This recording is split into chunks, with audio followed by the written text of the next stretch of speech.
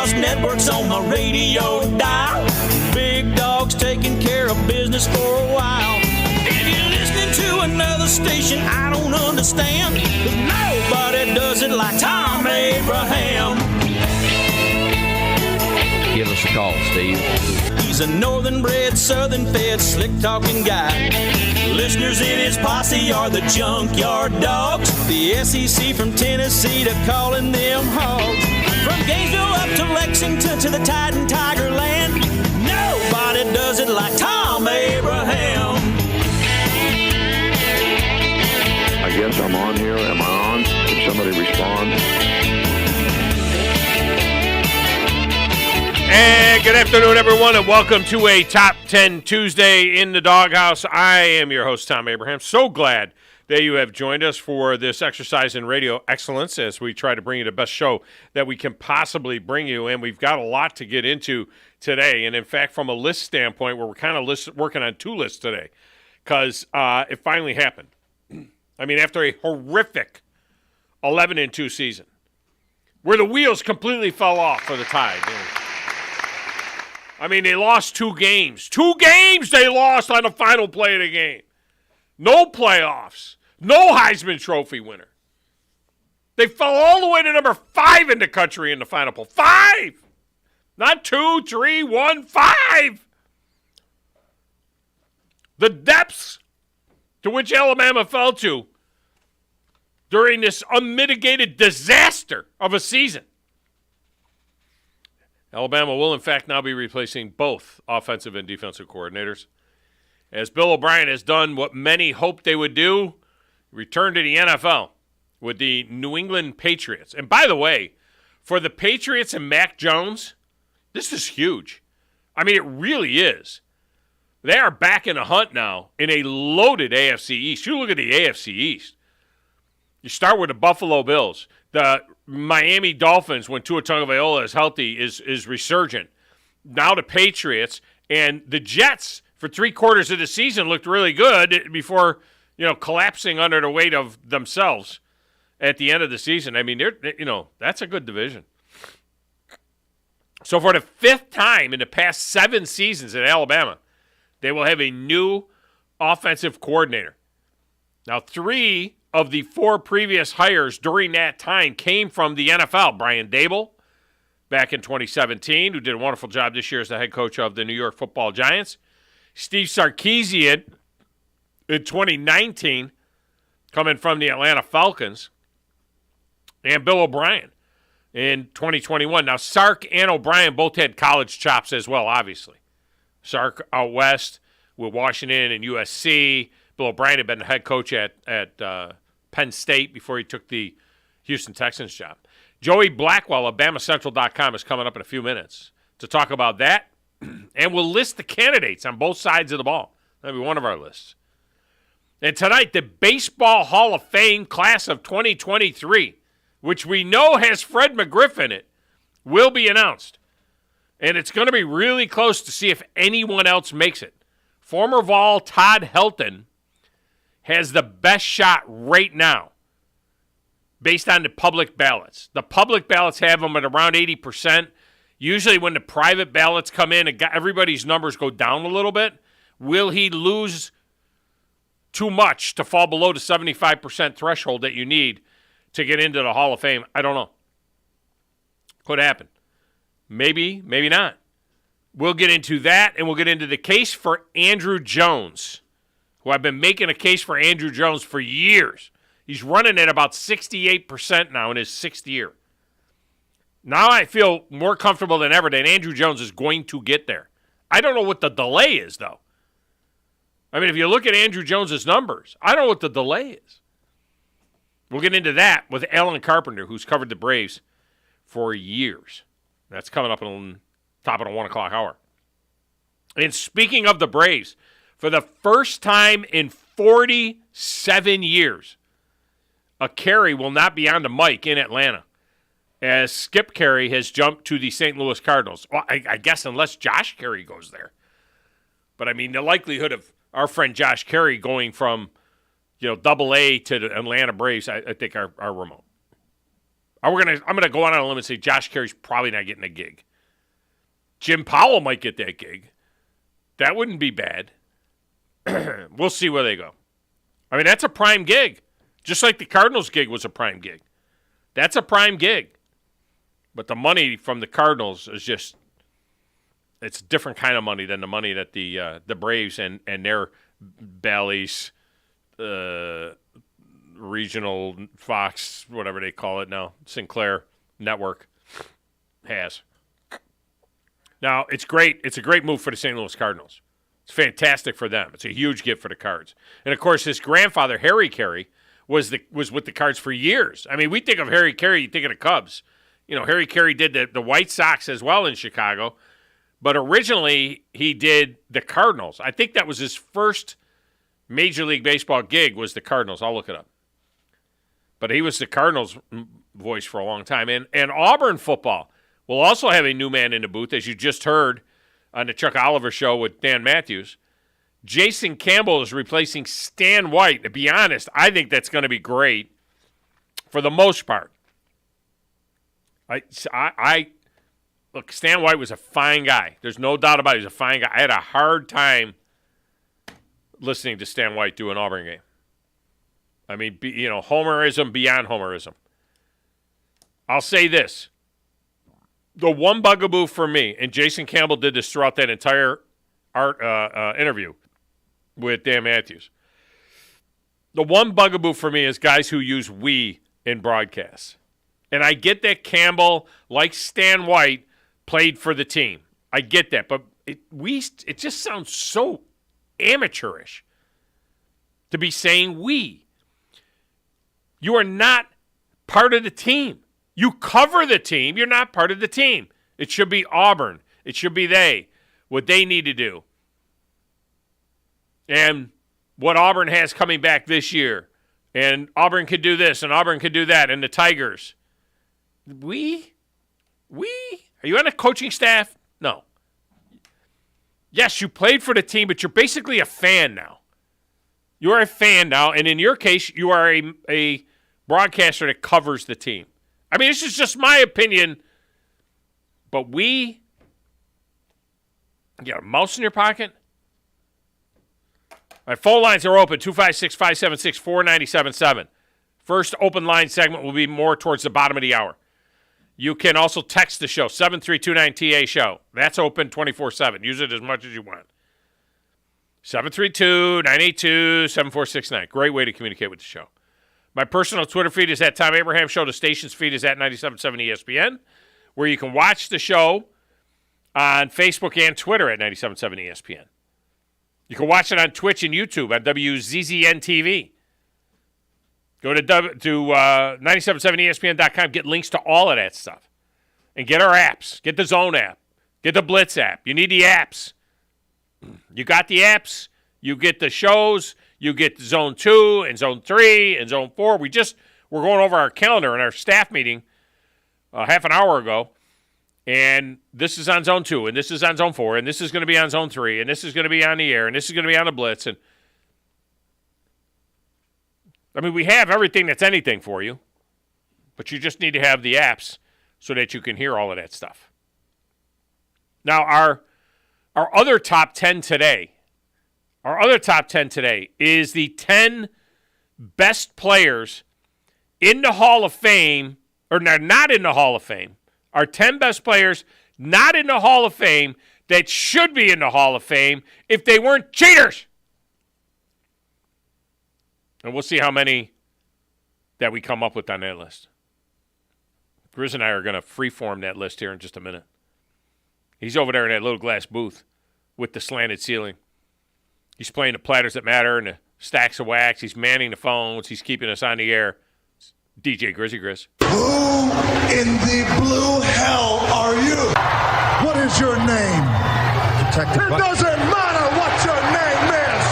I'm the producer of this show. If I didn't step up, you're nowhere. I put this thing together out of spit and polish. I mean, this is ridiculous. It's a radio show. It ain't a 1-hour television spectacular. I think this is one of the traits of a really good producer.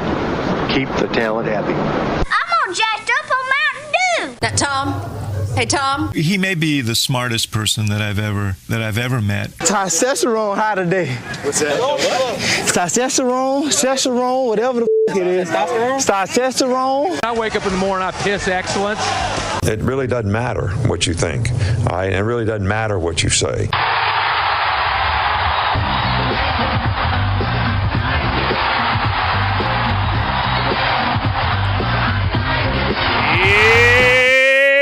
Grizzalicious, how you doing today? I'm good. I'm excited. I'm ready for Andrew Jones to get in the Hall of Fame. Not today. Not today. I'm looking at the public ballots right now. Andrew Jones is sitting at 67. Now we're up to 184 ballots. Yeah. Basically 49% of the ballots are in. He's at 67.5% right now. Now, here's the encouraging part. Last year he finished at 44.9%. Right. So this year right now he's sitting at 67.5%. I think a lot of that is a lot of sexy names are gone, right? I mean, there's no Barry Bonds. There's no, Schilling. Kurt Schilling. There's no Roger Clemens. Those guys are now all off right the ballot. And so you're looking at it and you say, Bobby Abreu? Yeah, right. Mark Burley? No. Matt Cain, R.A. Dickey, Jacoby Ellsbury? These are the new guys. Yeah. They're not even going to last to the second. John Lackey, Mike Napoli, Johnny Peralta? What, are you kidding me? These people aren't going. Francisco Rodriguez, he'll probably stay on the ballot for another year or so. He's only getting 9.3%. If you get less than 5%, you're gonzo. You know, Houston Street is on the ballot for the Hall of Fame. The only one that made sense is maybe Lackey. Like, all the other ones didn't really, like... Lackey hasn't gotten one vote. But, like, R.A. Dickey just doesn't make sense, like... R.A. Dickey's got one vote. Yeah. He's got one vote. It just had a crazy None one of year, those. you know I what don't I mean? know how they decide. Well, they have a committee that decides who to put on the list. Yeah. But it's like... none of those guys. These guys here, all right, Matt Cain, R.A. Dickey, Jacoby Ellsbury, John Lackey, Mike Napoli, Johnny Peralta, and Houston Street, right? All of those guys I just named, they got 2 votes combined between all of them. They're not going to make it. So it doesn't make stay on the list. It just doesn't make sense. So like I was reading the article on ESPN where it's like Gary Sheffield's his 9th year, right?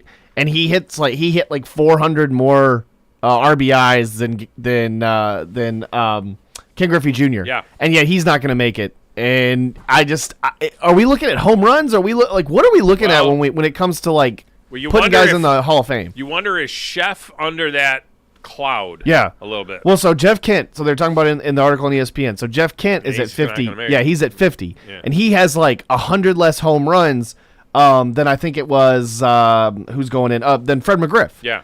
And if you look at Andrew Jones has 20 less home runs than Fred McGriff, and he's probably got about a 300 something less RBIs or something like that. Maybe, yeah.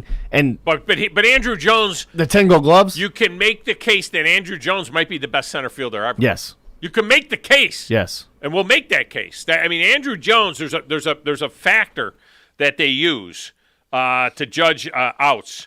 Or to judge, it's called total zone runs to grade outfielders. All right, it's called total zone runs. The stat attempts to put a number of runs a player was above or below average. So what he was able to do as an outfielder in total runs above or below average. Okay, now in history, all positions in history, Andrew Jones ranks second only to Brooks Robinson. Yeah, the greatest third baseman to ever play. Okay, Andrew Jones is right there. In center fielders, this is the list. 1, Andrew Jones. His number is 230, okay, total zone runs. Number 2 on the list is Willie Mays. And Willie Mays is at 176. Andrew Jones is 230. You're talking about a difference of 44. It's not even close. Now, the other center fielders that are on the list, Paul Blair, Jimmy Pearsall, and Kenny Lofton, none of them are in the Hall of Fame. Yeah. All right, but Willie Mays. So when you look at Andrew Jones being maybe the greatest center fielder to ever play the game, and then you look at 434 home runs, and you look at 1,200 RBI plus, he's a Hall of Fame. Do you feel like Todd Helton's kind of getting the Dale Murphy treatment a little bit? He's been on both of them. No, because Dale Murphy never got this close. I understand, but same team forever. Even when I look at a guy like they're talking about Scott Rowland, that's a guy that I remember watching being. They were talking about one of the guys that was probably the best at his position in his era. Legitimately. Yeah, Rowland and Helton are both right now on the public ballots. Yeah. Rowland and Helton are at 79%. You got to stay above 75, and I'm just afraid they might fall when all the guys that don't make their ballots public, the guys that are afraid to make their ballots public, like that. There's that one clown in Philadelphia who's he put one person on his ballot, Jimmy Rollins. He's a sports writer out of Philadelphia, and he has a vote. I'll never understand one vote. He doesn't put anybody else on there. I would love to have a vote. Now let me tell you the other guy that's getting whacked around. So I can do a common sense vote. How about Carlos Beltran? He's on the ballot for the first time. Carlos Beltran is a Hall of Famer, but the reason he's not going to make it, he's at 55%.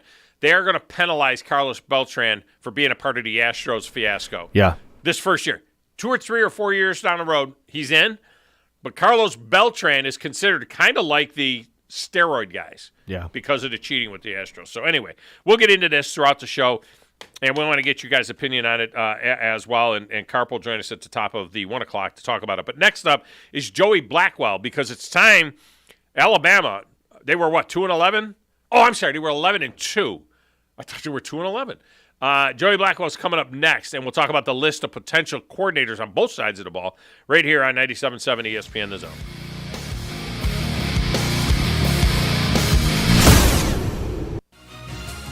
You're listening to the Thom Abraham Show on 97.7 ESPN The Zone. Hi, Bobby White back again for Woody Anderson Ford, inviting you to kickstart the new year with 0% interest. We've got financing as low as 0% APR for 36 months on 2022 and 2023 models of F-150, Explorer, Edge, and Escape.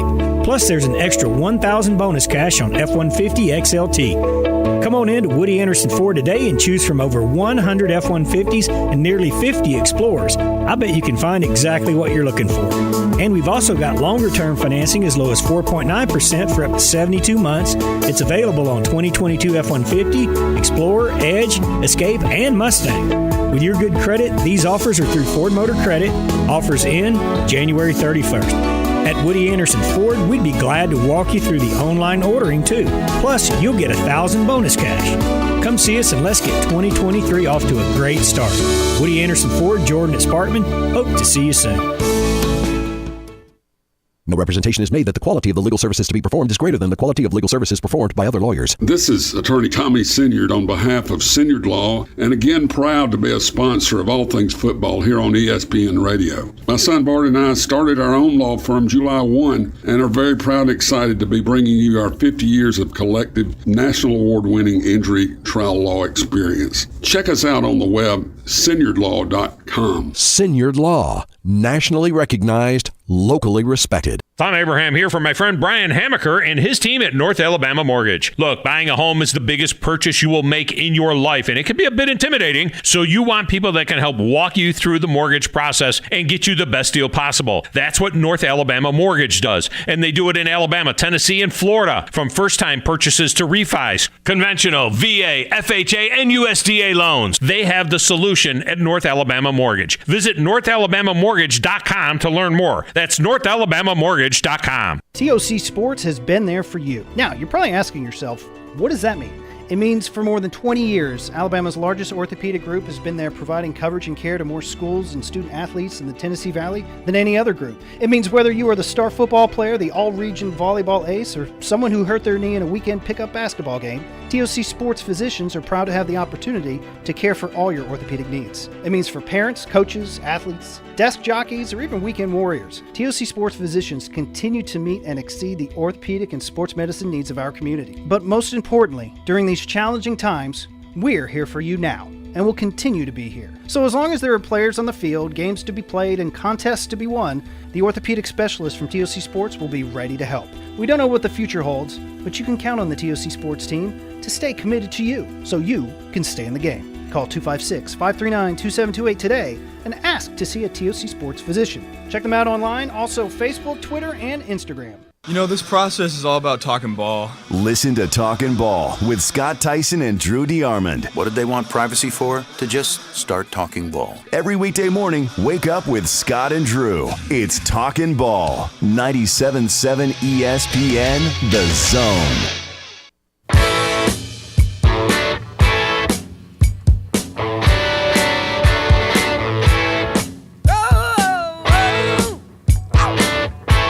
the Tom Abraham Show is brought to you by the Orthopedic Center.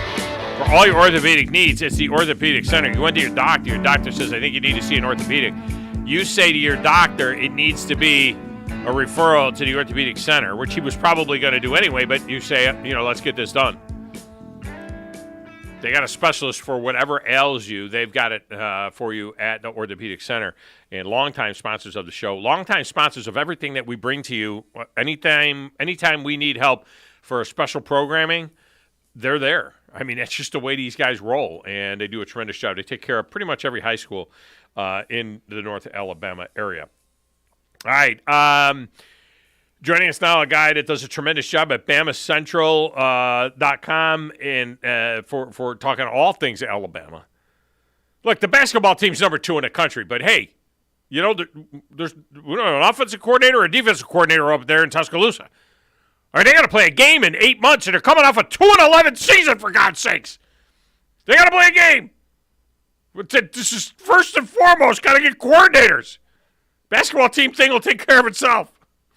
Joey Blackwell joins us on the Neighbors Wealth Management Hotline. Joey, they need coordinators. The sky is falling in Tuscaloosa, but it's exactly what everybody wanted at the same time. So I'm not really sure how people are reacting right now. Coming off this, I can't even believe they kept saving. I mean, it's a horrific season that they're coming off of here. I mean, my God, not 1 but 2 losses in the last play of the game. Fire everybody! Get rid of them all! A big Sugar Bowl win. That's just not enough. Oh! An embarrassment having to settle for the Sugar Bowl. It was only the 11th win. It wasn't like the 14th or 15th win. I mean, it was the 11th win of the season. What is that? 11 wins. I mean, that's 11 wins. You get that by the middle of November. 11 wins, not at the end of the season. It's barely double digits. All kidding aside, how good is this for the Patriots and for Mac Jones? I mean, really, in a division that is loaded with the Dolphins and even the Jets started to come on, and of course the Buffalo Bills and now the Patriots, which are a year removed from a 10-win season. This is really good for Mac Jones and the Patriots, I think. Yeah, Bill O'Brien definitely proved himself in the NFL. I mean, there's a reason he was a head coach before heading out of the league. I mean, he's a really, really good offensive mind that really seems more suited for the NFL than college. And he did a great job before. He obviously was he was an assistant coach for New England for a bit, and then became their OC in 2011 before heading off and being head coach in college and the NFL. But yeah, for Mac Jones, it's something great. Bill O'Brien was briefly was there with him, and they do know each other fairly well, and I think it's going to be great. New England's offense these past couple of years has been all right. Mac Jones hasn't been the worst quarterback in the league, but they would really, use some more creative play calling and a better offense up there. And I think with O'Brien up there, that's really going to be their golden ticket to get that done. No, it definitely took a step backwards last year after McDaniel left. So now they got an actual offensive guy, and somebody has some familiarity with Mac Jones too. Mac Jones is really excited. Anytime the quarterback's really excited about the hire, that is a good thing. So that brings us to the Alabama situation. First, in a general way, in your mind, how late can they go before they have filled both these positions? Because they do have to start the spring, getting ready for spring. They'll be doing the off-season program. Obviously, they're in the weight room now and so on. Not a lot of, they're not doing X's and O type stuff. But it isn't that long, about 6 weeks or so until, installation and spring ball and everything. When do you think both the sides of the ball, coordinator-wise, has to be settled-wise? Is this something that will be settled in the next week or two, or what's your thought? Well, the duh answer to that question is as soon as possible. Early get guys in there, obviously, get guys familiar with the personnel you have the guys get familiar with the coach, and start the process earlier. But, realistically, I think we'll probably see a couple of hires within the next 3 weeks here. I think if they can have, like 2 hires on both sides of the football within 2 or 3 weeks before, the X's and O's start happening, before, we start seeing spring practice, I think that would be enough time. So they really do have a couple of weeks here to really sit down, interview a few candidates, see who would make the best fit, particularly who meshes well with what Saban wants to happen in Tuscaloosa, and So I think we'll probably have some new hires here within the next few weeks. I don't see this going through throughout spring camp. I don't see it happening past A-Day. I know Saban likes to have guys. Saban likes to have guys as early as possible to implement them into the offense and the defense, and particularly also these guys also have to learn. It's not just the players having to learn and adjust; it's also the coordinators having to adjust to what Saban likes to run. So it's a learning process for all involved. So hopefully in the next 2 or 3 weeks, but we'll just have to wait and see. Yeah. Now let's go back to the defensive side of the ball for a moment. Now, if it's Jeremy Pruitt, it's like just bring your playbook. You can show up the week of spring ball starts. I mean, everything's going to be the same. He's obviously up to speed with it. The fact that this defensive one has been opened up for now several weeks, a few weeks, at least 3 weeks, that it's been open. Do you think that the favorite in the clubhouse has been Jeremy Pruitt? I think that's who the fans want as well, and maybe who Nick Saban wants. The fact that it's taking this long, do you think that this is part of the continual vetting process of trying to figure out what could be happening, with Jeremy Pruitt, or why do you think that it's taking this long? If there is one guy that seems to be above and beyond the other guys that are on the list. Well, the vetting processes do take a while with the Southeastern Conference. Obviously he has to be cleared by the conference to come back and coach. So I don't think Bama wants to make that hire unless they're 100% certain that, all the hurdles have been cleared. And then he's not going to miss time, that type of thing. Yeah. Exactly. You don't want to hire a guy as your defensive coordinator, then suddenly he has to, basically serve as an analyst for a year. You don't really want that. So that would make sense. That's kind of what I've been thinking this whole time. Pruitt, is a very popular choice, not just among the fans, but in Malmore there. I've heard his name being thrown about a couple of times from my sources that are there. Other names that have come up, of course, are Glenn Schumann from Georgia. You also have Jim Leonard, who's a name that's been thrown around. He's, of course, currently the interim head coach at Wisconsin. But Pruitt seems to be the name that is mentioned more than anybody else right now. I'm not a fan of the Leonard. I like Jim Leonard. I'm not a fan of the Leonard hire though, because of the fact that I just feel like recruiting is a big part of this, and his lack of experience in the Dirty South I think would hurt him there. Todd Grantham, I'm not a fan of that. I know he's been hanging around as a defensive analyst, but I think that we've seen what we get out of Todd Grantham. I think the one that's the most interesting to me outside of Pruitt is Glenn Schumann. Young guy. He's an Alabama guy. Been with Kirby. Addition, by subtraction from those guys as well. The Schumann one is, I think, really interesting, and he's a guy that you could maybe depend on to be around for a while, because look, just like on the, they're changing coordinators like they change underwear over there. Yeah, I believe with at least on offensive coordinator, I think it's the 6th out of the last 8 years. On the offensive side, but with Schumann, he's a guy that's barely older than me. He's actually only a year older than me. He's a very young guy. He's been a pretty much a technician behind that Georgia defense the past couple of years. He graduated from Alabama. He worked at Alabama in 2008, or he enrolled there as a graduate assistant to learn from Saban. So, what he is to Kirby Smart is what Kirby Smart was to Nick Saban, basically, without the Alabama, graduate connection. He was kind of crafted that defense. And so being able to shift him over to Alabama would definitely help them out. Obviously there's, Alabama also, of course, has got the linebacker transfer from over there. And we know that, he's also, the inside linebackers are his position that he coaches. So I think if Pruitt isn't the answer in Tuscaloosa, Schumann's my second choice. But that being said, I think either would do a great job. And let me just throw a name out there because I've seen it floated at other places. Manny Diaz. Now, I know Manny from back when I was part of the Middle Tennessee broadcast team, and Manny was the defensive coordinator there. He actually offered my son a job at Mississippi State when he went to Mississippi State. And he's failed miserably as a head coach. He's a hell of a defensive coordinator. He's just one of those guys, you know what I mean? Have you heard Manny Diaz being mentioned at all? Is there any possibility of being able to pull that guy out of Penn State? I've seen some stuff on some message boards here and there, but I haven't really heard anything from the clubhouse there. Manny Diaz is a guy, that has done, really well. Like you said, he kind of fell on his face as a head coach, which is very unfortunate. But as a defensive, assistant or defensive coordinator, he's really does have a strong shot. I think he's done a decent job at Penn State these past, at least last season. They really improved there, even though their season kind of fell short a little bit of expectations. But I like him, but no, I haven't really heard. As far as the names that I have heard, is probably the one that I've heard the least. Yeah, Joey Blackwell with us here talking about the lists on this Top 10 Tuesday on both sides of the ball. Now we go to the offensive side of the ball, and you got to figure that this is something that's been coming. I'm sure that Nick Saban has a short list on his desk, but let's beat some names around there, and let's start with Joe Brady. I mean, what he did at LSU was amazing. He's the quarterback coach with the Buffalo Bills. Some might say, well, that's not necessarily good because it seems like Josh Allen underachieved a little bit this year. But the reality is that Joe Brady has got some great experience at the college level and is a quarterback whisperer to a certain extent and could do great things with whoever ends up being the quarterback at Alabama. How high is Joe Brady, do you think, on this list?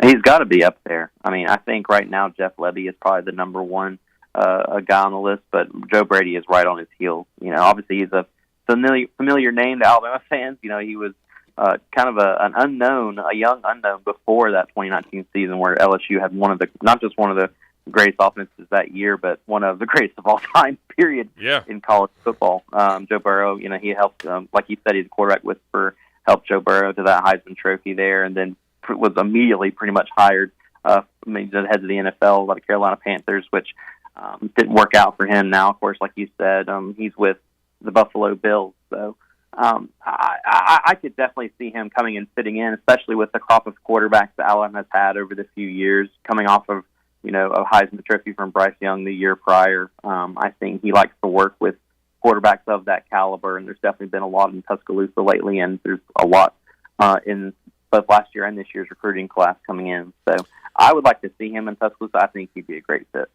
And I would throw another name out there because, I like a lot of fans, have been concerned about the over the last few years of the way the Tide has gone away from the running game in as much as the tough running game. I mean, this past season, when they had third downs with less than 3 to get, they converted just 13 to 26, 50%. They averaged just 1.54 yards a carry, which is the worst ever under Nick Saban. I mean, you think about Alabama, you think about being physical and pounding the ball and being able to do that kind of stuff. And you wonder when you look at this recruiting class and these offensive linemen that they brought in this year, these guys average 6'6", 335, 340 pounds. They brought in some road graders, as we used to call them, offensive linemen, some big guys. I like Eric Wolford. I think Eric Wolford is fine as far as an offensive line coach.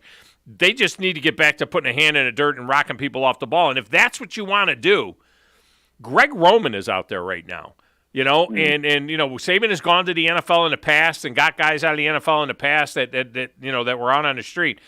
Greg Roman, he's not a spread offense guy, but he's been at the Ravens, and they've led the league in rushing for 3 or 4 straight years, or the dynamic quarterback.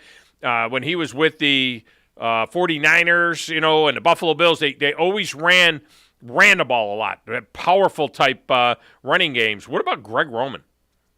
If you want a run-based team, I think Greg Roman is pretty much as good as it gets, especially as an offensive coordinator. There's been connections, with him going potentially join the Washington Commanders, who are also, of course, a rush-based team. He's an excellent hire. Roman's offenses have, finished repeatedly at the top of the NFL. He's very good at formations. He's very good at creating motion. He's also great at misdirection and pre-snap problems and correcting those. I think all of those also tie into throwing the football as well. I really like Greg Roman. I think he'd also be he kind of fits that old school Alabama mold. Kind of like the 2009/10 championship. Where you had a solid quarterback. Greg McElroy, but really it was Mark Ingram and the running game that was able to win. And then you also think of Derrick Henry, of course, a couple of years later. And it was really the rush-based offense that won Alabama this championship and why it was so successful. And then, of course, over the past decade, you really started to see more of the high-flying offenses. But a switch back to a run-based offense could be really effective. So he would also be a good fit. That's if Saban wants to kind of revert back to the old-school Alabama instead of trying to, continue this this progression forward with pass-based offenses. And finally, a retread name, Dan Mullen. Damaged from his last run with Florida, but he did do some things good offensively with Florida when Kyle Trask was there. What do you think about Dan Mullen? Is his name popping? Yeah, I've heard his name thrown around a couple of times, not as often as the other names we've talked about. Obviously, it'd be an ideal landing spot for him. I think that his offensive scheme relies on open formations, which is designed, to get the balls in the hands of playmakers, which Alabama has had playmakers. They didn't have as many last year as they typically do, but they do have a lot coming in. I think that, he could definitely fit in should Alabama have some playmakers emerge, should they get a few transfers, and should they have some of these young guys step up next year, especially with the offensive line that they have that you referenced coming in, that can provide a quarterback more time, but also be able to adjust and do some really solid run blocking. People forget that, Dan Mullen was there under Urban Meyer at Florida, and they oversaw success pretty quickly. It wasn't just Urban Meyer that was there; it was Dan Mullen. People typically think of Florida and his brief stint at Mississippi State rather than the success that he had as a coordinator. So I think he would do well, but I think ultimately this decision goes down with what Saban wants as far as what style of offense he goes. I think if you were to compare Greg Roman and Dan Mullen, you have two very different guys, and ultimately it's going to be what type of offense Saban's looking to have next year. Yeah, and they ran the ball with the quarterback a lot under Dan Mullen with Tim Tebow, and then he took that to Mississippi State, got them all the way to number 1 in the country at one point in time, beating Alabama, and he had Dak Prescott doing it there. All right, so finally, the Joey Blackwell crystal ball. Maybe it's somebody we haven't mentioned, but maybe it isn't. Who do you think, if you were picking right now and you were to make a choice right now, a guess, who do you think they end up going with? Are we talking offensive coordinator? Offensive coordinator. Okay, offense, I got to go Jeff Lebby, which is the guy we didn't talk about. I think he's done phenomenal things at Oklahoma. I think also Nick Saban doesn't forget how effective Tennessee's offense was last year against them. And Jeff Lebby's the guy that studied under Josh Heupel at UCF, and he's had a lot of success at Oklahoma as well. I know that he's learned from Lane Kiffin. He's worked under him. I think he could do a great job. If I, crystal ball, Jeff Lebby, but I think Joe Brady, as I said earlier, is right on his heels. But if I had to go with one, I think Lebby's the name right now. Yeah, he was not only UCF, but he was in Baylor's system for a number of years as well. So Jeff Lebby. All right, man. Well, I appreciate you as always. Hey, by the way, did you see the basketball team's number 2 in the country right now? And, it's not as important as coordinators at Alabama, but come on. I mean, the basketball team is number 2, and not that means anything in January, but it's better to be number 2 than number 20. I mean, I had them at 1. They got the win over Houston. I mean, to me, I know that Purdue was there already this year, and part of it has to do with that and where Alabama started the year, but I think you can make the case for them as the number 1 team in the country right now. Yeah, Alabama certainly passes the eye test when you compare them to Purdue. Alabama also, I think they have them edged in almost every metric, but there's one thing they don't beat Purdue in right now, and that's wins and losses. Purdue has that in 1 record, Bama has 2 losses, so I think if both teams continue the trend they're maintaining right now, I think Bama will eventually hop to that number 1 spot. People are still hesitant about Alabama this year as far as, voters across the country, but, get the number 2 team out in front of them a few more times and watch Brandon Miller and Noah Clowney go to work and Mark Sears. I think we'll see Alabama, move up to number 1 if they don't lose any of these games coming up. So just a matter of time. I'm not disappointed in them being number 2. I think it's a great fit for them right now, and it does paint a target on their back, but not as big of a target as it would be if they were number 1. I am wondering if there wasn't a little bit of negativity about the recent events that took place there. That maybe there were a few that were not ready to give Alabama that and not want to reward a team that just went through that situation. I wonder if there was some negative backlash to it, to that whole situation. That could have been the case. I personally know 3 voters here in Alabama that all had Alabama number 1, so I know it didn't affect anybody here. Yeah. Around the country though, they might be. We're not going to, just have one of their players. Yeah. The people that aren't as familiar with the situation, I think definitely do that. But hopefully that's not the case. Hopefully people like Purdue, and that's what we have right now. Yeah. All right, well, they settle in on the court eventually, so that's what's really cool about college basketball, the way that works, that's for sure. All right, man, well, I appreciate you. Great stuff as always. Thank you so much, Tom. Appreciate you. Thank you. All right, we get a break in here. We'll come back. Phone lines go open, 256-576-4977. Phone lines open for the first time today. Why were we talking about Brandon in our staff meeting? That's weird. We'll be back with more on 97.7 ESPN The Zone.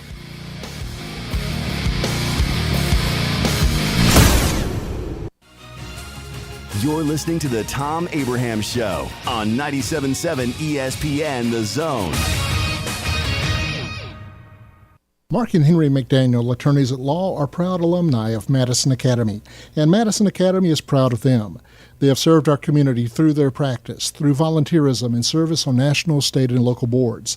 They explain the complexity of critical court rulings on local media. Their successful practice has been built on integrity. Both are veterans of MA Athletics and proud sponsors of Mustang football. McDaniel and McDaniel, attorneys at law. No representation is made that the quality of the legal services to be performed is greater than the quality of legal services performed by the lawyer. NFL playoff season is here, and the best place to catch all of the action, all the way up until the Super Bowl, is Humphrey's Bar and Grill. Don't miss Humphrey's Game Day Football Specials, $2.75 Miller Lite, Yingling, Coors Light Pints, $3.50 Yellowhammer Gold Pints, $4 Fireball, anytime football is on. And with live music every night, there is no better place to party downtown than Humphrey's Bar and Grill. Humphrey's, always a party, never a cover. Located online at humphreysdowntown.com. You've got to experience Toyotathon at Bill Penny Toyota. They've got the selection with over 700 new Toyotas to choose from. And they've got the extras with Bill Penny perks and a 10-year unlimited warranty. So get on over to Bill Penny Toyota today and experience Toyotathon. Bill Penny Toyota in Huntsville and online at BillPennyToyota.com. Bill Penny's Toyota 10-year unlimited warranty is valid through the 10th year of ownership. Valid on new vehicles only. See dealer for details. Streaming only on Peacock. From the mind of Ryan Johnson, the writer-director of Knives Out. Miss Gale, you've got this gift. Always knowing the truth. I only know if something is a lie. The real trick of it is to figure out why. Natasha Lyonne is Charlie Cale. It wasn't an accident. I think there's been a murder. You watch too much Dateline. A new 10-part mystery series. Wolves on my fender. I gotta keep moving. I have been kind of a death magnet.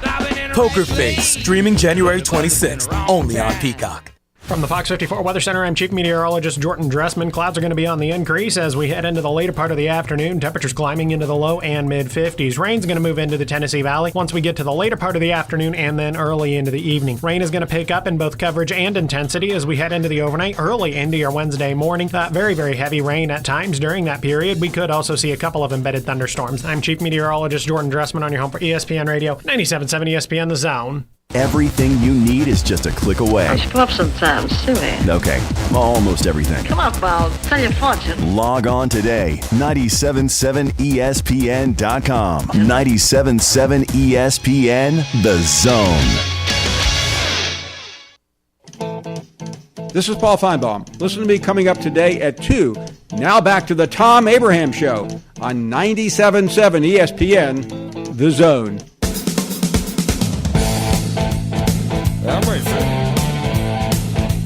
Welcome back, Thom Abraham Show.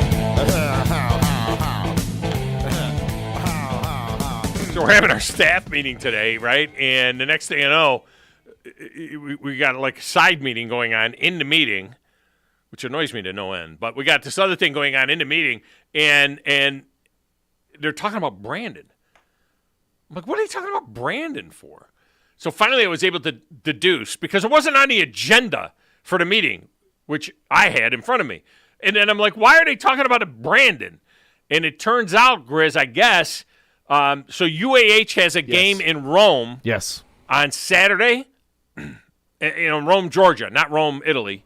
In Rome, Georgia, they have a game on Saturday. And there's some burger joint over there or something that Brandon really likes, and he wants the guys to come over there early enough to have, I don't know, to do what at the thing. They can't do, I mean, the pregame comes from the, I'm confused because Brandon is broadcast or just you can't do the pregame broadcast from a restaurant. You got to do it at the game, and they're not doing a special show at some restaurant that Brandon like. Now go to the restaurant. Yeah, there's no doubt about Enjoy it. Enjoy the restaurant. Hang out with Brandon, who's delightful. But how would we do we're not going to do like a special show just to do a show at Brandon's, favorite burger joint in Rome, Georgia. Right. You can't do the pregame from there. No. The pregame has got to be, at the game. It's not like it's a weekday where you could do the show. Oh, we need a place to do the show. Do you know what's going on? Because I don't, and I probably should. I have no idea what's going on. I think he was just trying to get, one, the guys in the morning, they love their food. I mean, Right. especially Scott Tyson. He was just trying to get those guys to come down just so they would eat there anyway. Scott would order the left side of the menu. Exactly. Yeah. Exactly. He would have. That's cool. And then flip. And that's cool. Yeah. But the part that confused me was this talking about doing a broadcast from there or something. And I don't know. It just seems like, I don't know how we would do that. Wes knows people in Atlanta. I'm sure he knows people in Rome. He might know someone at that restaurant. I know a guy that, what's that got to do with the fact that we got – it's going to be during the Alabama-Oklahoma game. Yeah. I mean, hey. We're not – I don't know. Nice little Alabama pregame show. I have no idea what's going on, which is really scary. All right. Who's up? Harry's Harry up? might know. Harry's up. I love talking to Harry because Harry always sounds like he's about to call in an airstrike, when he does his call. Broken arrow. Harry, welcome to the show. How are you? Hey, Tom. Good morning. Hey, I respect your opinion relative to Jason Campbell coming onto the Auburn broadcast, taking over for Stan White. I think he's going to be a great ad. Stan's done a super job over the past 22 years, and your perspective on we versus I, or the objectivity of the broadcaster. I just want to shade your opinion if possible. Jason is the consummate team player. I mean, if you look at his whole career at Auburn, he's always been a team man. He's an Auburn man. The Auburn family's going to wrap their arms around him and love him because he's been there. I'm on campus a lot before games and stuff. He's always out there on the pregame shows with the team out there early, talking to the family and working with it. And that we perspective, it comes from it's embedded in him as a coach's son and the quarterback of a team. He's presenting to the Auburn family what's happening on the field that day. And but he's still covering the team. You know what I mean? He is still he's not a member of the team. He's a member of the broadcast team. And when broadcasters say we, I just think you have to have a little bit more objectivity. They're the Auburn Tigers. He's not on a coaching staff. I know they consider him a member of the team because he's a member of the Auburn family. I get all of that. I just think it sounds terrible when guys say we once they're separated from the team. Personally, that's just a personal thing. Yeah. And I can fully understand that from your experience as a professional broadcaster, wanting to maintain that objectivity. But I can tell you from the Auburn family, he's presenting to the Auburn family that team and that atmosphere and that opportunity that's being presented during the game that time. He takes a lot of pride in that, and I think he's going to bring an outstanding wealth of background and experience from that perspective to the broadcast there, and it's going to be a really good season. So you think the fans that are Auburn fans love when he says we, because it's like we're all together on this. It's we. They probably love it. Absolutely, I can tell you that for a fact. I've been an Auburn fan since I was 12 years old. I'm 72 years old now, and I used to listen to him out of an AM radio station out of Columbus, Georgia, there in Macon, Georgia. Yeah. So that's the perspective. Maybe it's tough to realize. Yeah. All right. And I don't even know because I don't know if John Parker Wilson is a we guy, on the Alabama broadcast, because I'm usually watching the game or I'm at the game. So I don't know. I'd have to defer to Grizz, maybe knows that. But I don't know if John Parker drops the we in there all the time, too. He may. I know Kenny didn't. Yeah. John Parker Wilson's a we guy? Yes. Yeah. Yeah, John Parker Wilson It's does worse. the we. It's worse when you're covering a team that you didn't necessarily do in the past. Yeah. That you weren't a part of. I guess I can. But he's always been on that broadcast. You can live with it a little bit, I guess, when it's a Jason Campbell. He's talking about Auburn and things like that. What I don't like is when a guy goes from school to school is doing it, and they have nothing to do with the school and the fact that they're working on the broadcast team, and all of a sudden it's we. Like I never talked we when I was with Middle Tennessee State. It wasn't we. Yeah. Absolutely, Tom, and that's part of that Southern culture, having grown up in upstate New York. There, that affinity there for a regional and southern perspective that you'll come to grips with it if you live down south for another 10 or 15 years. I see where you're rapidly going native. You're rapidly going native. Tom. So 22 years isn't enough. So I see, but you're going to the you ain't from around these parts card. Okay, all right, I feel you. Tom, you're assimilating well. I mean, you're coming into the collective well down here. You've adjusted well for someone upstate New York. Yeah. When I was in the Army, I got assigned up there, and they described it as rural, remote, upstate New York. Yeah. Having grown up in rural, remote Georgia, I knew what it was, but it was a perfect place. I was in Romulus, New York. Okay. Seneca Army Depot. Yeah, but what the part of New York? Thanks for the call, Harry. I appreciate it. That's a good job by you. The part of New York I'm from, the Finger Lakes, looks just like this. It really does. I mean, that we have the hills and the mountains, just like you have the Huntsville Mountains here and everything. It looks just like they have lakes everywhere, water everywhere. Looks just like this. It's just colder than the Hubs of Hell. I mean, it's just that's the part of it that's like today, like the way it is today. That's May. It's like April, May. There. So that's that. But I mean, I came south in 1980 the first time, and then I went back for a few years, and then I've been back ever since for the last 22, 23 years. I mean. You ain't from around these. Harry says you ain't from around these parts. Over. I've lived here my entire life, and people that talk to me, they say that I don't even sound like I'm from here. Not even a little bit. Not even it's a crazy. Little bit. If I was born over the mountain, if I was still over the mountain, that'd be a whole other story. I'd have the southern drawl. Limestone County. You go across that line as you go towards Athens. Yeah. You go across that line, and I need an interpreter. When you get into Limestone County. You haven't been to Owens Crossroads, though. You ain't been to New Hope. Let's get a break. We'll come back. Final short segment next, right here on 97.7 ESPN The Zone.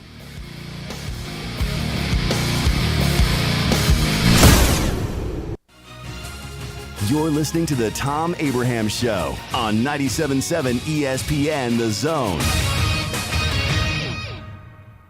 Tom Luganbill here for my friends at Woody Anderson Ford. Bobby White and his team take great pride in their service department, and you can see it the moment you walk into those beautiful new service lanes. And just like a championship team, they all work together to make sure your experience is second to none, whether you drive a Ford or not. Also, check out the gold certified pre-owned inventory at Woody Anderson Ford for great deals every day. Stop by and see them at Jordan and Sparkman or at Woody Anderson of Madison on Hughes Road, or visit WoodyAndersonFord.com. When I chose a garage door company, I did my homework. I needed Precision Overhead Garage Door Service. They have a 5-star Google rating. I checked their reviews and liked what their customers had to say. Precision Overhead Garage Door has lifetime warranty packages. Same-day service if I call before 2 p.m. If they can't make it the same day, my service call fee the next day is waived. They did a 25-point safety inspection on the door and operator. Now that's peace of mind. Residential, commercial, and gate services. Precision Overhead Garage Door Service. Call 256-400-4500. It's the event beer lovers wait for all year. The 7th Annual Von Brewski Beer Festival, presented by Publix. Enjoy over 120 brews from over 50 breweries, plus live music, hot pretzels, brats, and more. Saturday, January 28th in the VBC South Hall. Tickets available at VonBraunCenter.com or at the VBC box office. Admission is $50 in advance or $60 at the door. Non-beer sampling tickets are just $15 and the cash bar will be open. Must be 21 or older for entry. The Drive with Wes Neighbors and Steve Moulton. Listen weekday afternoons starting at 5 on 97.7 ESPN The Zone. It's perfect!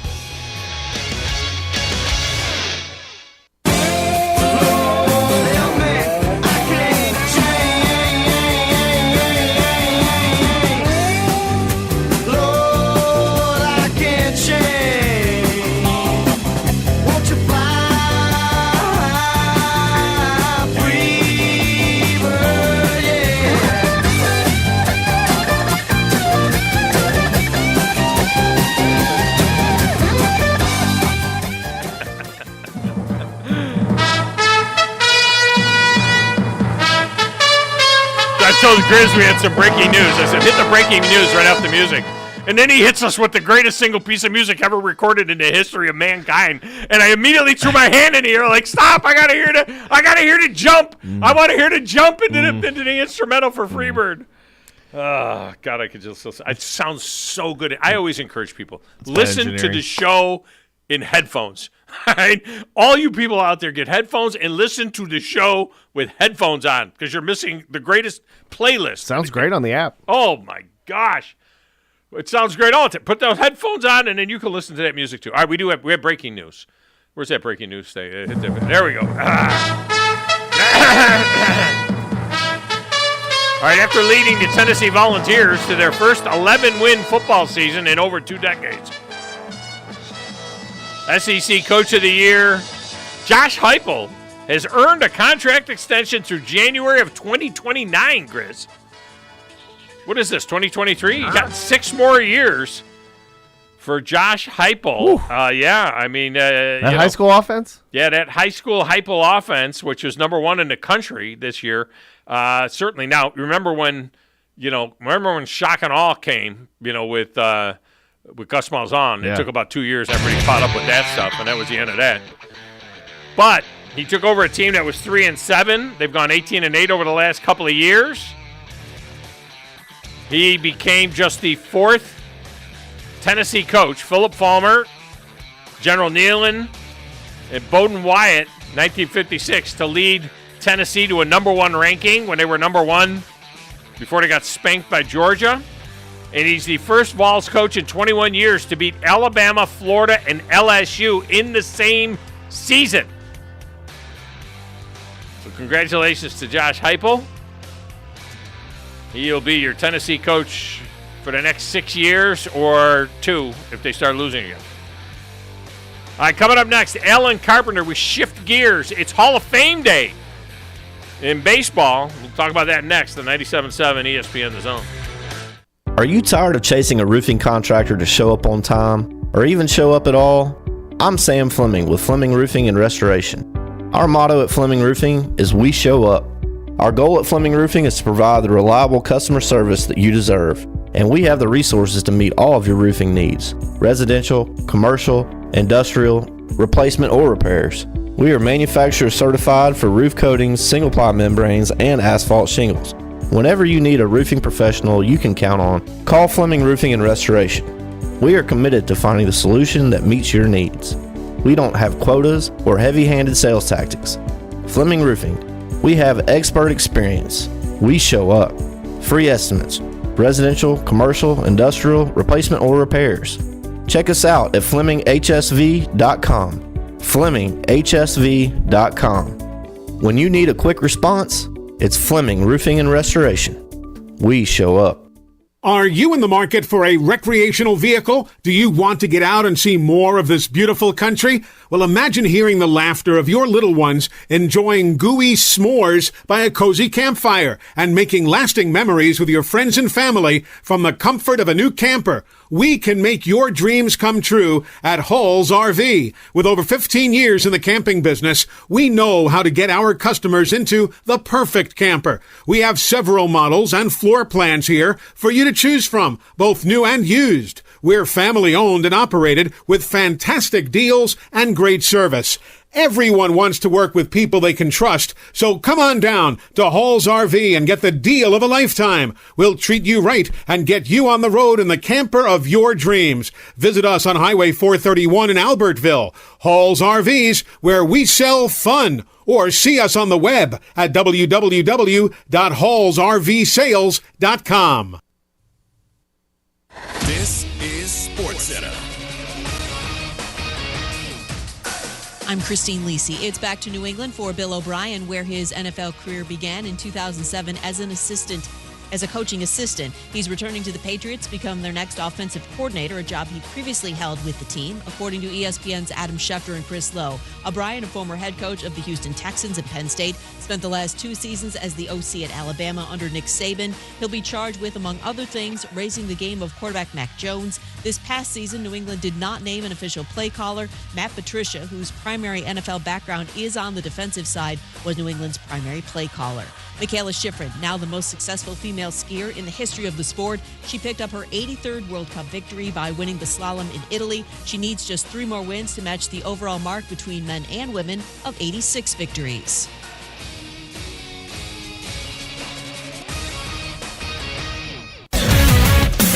KZZN, Union Grove, Huntsville, Alabama. 97.7 ESPN, The Zone.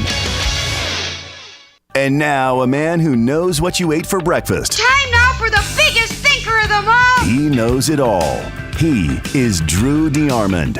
Listen to Drew and Scott Tyson weekday mornings. It's Talkin' Ball on 97.7 ESPN, The Zone.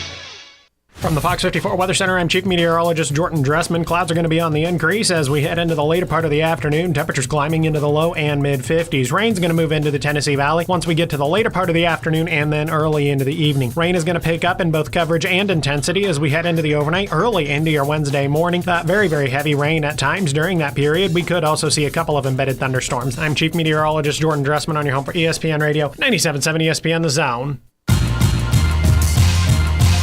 Greeny with Mike Greenberg. This is Mike Greenberg. Be sure and download the app today. Just search for 97.7 ESPN and listen to my show every weekday right here on 97.7 ESPN The Zone. You need to be more like a dog. Like what you guys are doing. You've got your fingertip on the pulse of your listeners. You guys know what they're talking about. Be a dog. God bless the show. You are the Messiah. We need more dogs. This is the best show on radio. The big dog, Thom Abraham, is here with you. Hey, I see you. I see you, dog. So settle in and get your bark on. That's my dog. Now live. Here he is, the big dog. Let's go, baby! Thom Abraham. How you doing? How you doing? How you doing? How you doing? How you doing? How you doing? How you doing? Look, I don't speak Spanish. I don't know how to say this, so I'm going to choose my words very carefully. I think you're a psycho. Do you know who I am? I mean, that guy sounds like Elle McPherson farting into Miles Davis' trumpet. I guess I'm on here. Am I on? Can somebody respond? Get off my lawn. I have to drag my Yankee ass out of here.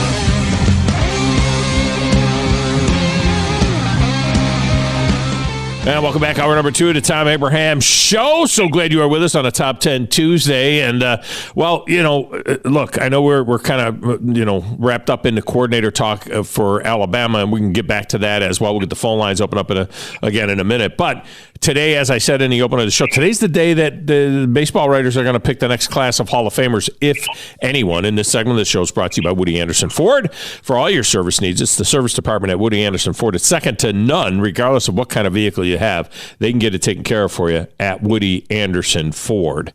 All right, joining us now is a guy that has covered the Braves for years and is a seam head just like me. He is, of course, Alan Carpenter, and he's on the Neighbors Wealth Management Hotline. Carp, welcome to the show. How are you? I'm doing real good. Always good to visit this doghouse. Yeah, well, I appreciate you jumping in here with us. And let's talk big picture first before I mentioned in the opening that I wanted to talk about Andrew Jones a little bit in his case for the Hall of Fame. But big picture wise, we have got two guys that are right now trending green with 177 ballots public, which is about half of the ballots, a little less than half of the ballots collected so far. You need 75% to be elected to the Hall of Fame, and it doesn't mean you got to be at the top of the ballot. You just have to be on 75% of the ballots, and people are allowed to put as many as 10 names on their ballots. Right now, Todd Helton on known ballots is running a little bit over 80%, and Scott Rowland just a little bit under 80%. Usually the ballots that come in later pull everybody's numbers down a little bit. But what do you think about the possibility of Todd Helton and Scott Rowland hanging on to join the crime dog Fred McGriff in this year's class? Last year's trend suggests that Helton will fall right at that cusp of 75%. So it's going to be a coin flip call by the time we get this evening and for results. I think Scott Rowland may fall a little bit further down, 72, 73% perhaps. That bodes well for him in the future, certainly, but I think he's going to fall just short. So it's looking like it's Todd Helton or nobody to me for this class to join Fred McGriff, unfortunately. I think a lot more guys should be in there. And Todd Helton, he is a guy that played a lot of his career in Colorado. Does that hurt him a little bit, because of the thin air up there and what that did to offensive numbers? Of course, Todd Helton out of the University of Tennessee. But do you think that is, he was not ever implicated as a juicer, but he played in a juiced park in a juiced city, I guess. He did, but I think we've learned a lot since that started. And one of the things we've learned is that statisticians can certainly help us out with this by helping mitigate park factors and things like that. Plus, there's the other unknown or the untold factor, which is that when you go between Coors Field and any other ballpark, you have a lot of wear and tear on your body, and that certainly would tend to drag stats down overall. Yeah. Todd Helton in particular has a great road OPS, on base percentage plus slugging, and did through his career. So I think he's a Hall of Famer regardless because of all those factors. And we're just going to have to continue to see how these voters continue to look at stats and kind of help them out a little bit by helping put them in context. Yeah. Now we've got a number of first-timers on this ballot, most of which will fall off after this year. It's not a sexy list. I mean, guys like Matt Cain and R.A. Dickey, who's got like one vote. Jacoby Ellsbury is not going to get any votes. Jeff Kent is in his final year. We'll get to him in a moment. John Lackey, Mike Napoli, Johnny Peralta.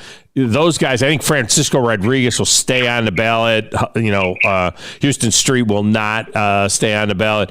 But the interesting one is Carlos Beltran. Beltran is running right about 55, 56% right now. He has Hall of Fame numbers for sure. I felt like his involvement with the Astros cheating scandal would keep him out at least for a minute. What's your take on that? Do you think Beltran gets there, but he's being penalized here due to the Astros situation? I do think so, and I think it's going to be an interesting case to follow because we had guys, Roger Clemens and Barry Bonds, different situation, obviously, but they all kind of got right up to a line at about 70% and no more. And I have a suspicion that Beltran is going to face that kind of a line, but the question is, where does his line fall? Is it going to be above or below 75%? Interestingly enough, his overall wins above replacement are right almost equal to Andrew Jones. Yeah. So if you think Beltran's got Hall of Fame numbers, then, we can dig into that some more, too. Yeah, we'll get to Andrew in a moment. The other interesting names on here, Manny Ramirez, certainly a Hall of Fame numbers in his career. He is now in his 7th ballot. He is going to end up under 40%, which is an increase from last year, but he is just getting there's just no chance he's going to get in. And then there's A-Rod. And A-Rod right now is going to be around 40%. Obviously was a Hall of Famer without the juice, would have been a Hall of Famer first ballot, no brainer. He's getting about 40%. I went back and I looked at the Roger Clemens, Barry Bonds numbers in their second year. And as you said, they got up to almost 70% by the time they fell off the ballot last year. But in their second year, they were getting the same number of votes as Alex Rodriguez is. They were around 40%. And then it steadily climbed until it got to about 68%. We're going to see Rodriguez on this ballot for the next 8 years. And I got a feeling it's going to be the same type of situation. So whether or not you were actually suspended for steroid use, which Roger Clemens and Barry Bonds never were, or if you were suspended and actually failed the test, as did Manny Ramirez and Alex Rodriguez, it seems like they don't differentiate. Those that are going to vote for those guys vote for them, and those that aren't going to vote for those guys are never going to vote for those guys. Yeah, I think you're exactly right. The other interesting aspect of this is that new era committee that voted in Fred McGriff over the winter, because they voted in McGriff unanimously. And 16. So the people know there's 16 voters on that. Half of them are Hall of Famers, and then there's a committee of others. But it's a total of 16 people, and in that you've got to get 75% of those votes as well. Fred McGriff got all 16. Go ahead. Exactly, and Barry Bonds and Roger Clemens basically didn't even get a sniff from those guys. Yeah. While Fred McGriff got a unanimous set of votes from these guys, and that I think sends a very great and clear message to all voters, all the writer voters, to say, hey, we don't approve of these guys cheating to get their performance up. And personally, if you cheat and then you want to get a nod to the highest honor in the game, I don't think so. There's no way that kind of behavior should be rewarded, and you need to make that deterrent to the Hall of Fame. And I think that message was sent loud and clear this winter. Yeah, fewer than 4 votes. It was Albert Bell, Barry Bonds, Roger Clemens, and Rafael Palmeiro. They didn't even say how many they got. The second highest vote getter was Don Mattingly, my guy, who I believe should be in the Hall of Fame, and he got 8 out of the 16 votes. Curt Schilling got 7. I think Schill is a Hall of Famer who, I think it's his politics that are killing him. I mean, his comments about the Hall, his political stance are killing Curt Schilling. It is, and that's unfortunate because certainly on the field, this one's a no-brainer. He clearly belongs in the Hall. If he had not been himself, I guess, he would already be there. Well, it's a shame that's another story. Yeah, that would. And another name we all know and love, Dale Murphy. He got 6 of the 16 votes. And I'm not sure how many years these guys stay on this list. So, the possibility down the road that maybe Dale Murphy would finally get there. Never a self-promoter. And he, like Andrew Jones, was on a Hall of Fame path, right? So we get to Andrew Jones here. You look at Andrew Jones through his 29-year-old season, clearly on a Hall of Fame path, and then falls off the face of the earth for the last 5 years of his career. Just let's just talk about that and what the final numbers were, because to me, the final numbers for Andrew Jones still would indicate that he's a Hall of Famer. 434 home runs, over 1,200 RBI, a great defensive player, had over 30 home runs 7 times in his career. I'm not sure what the hang-up is there. Yeah, it's a lot of interesting little things going on here. A lot of people think Barry Bonds was a Hall of Famer before he started using steroids. Now, I would argue with when that started, but let's go through their age 30 seasons. Through that, Bonds had 292 homers, and McGriff had 262, by the way, while at the same time, Andrew had a lot more. He was at 368 through age 30. If you want to look at defensive contributions, every skill position on the field has a Hall of Famer as the best defensive guy in history, except catcher, which is going to be Yadier Molina when he becomes eligible.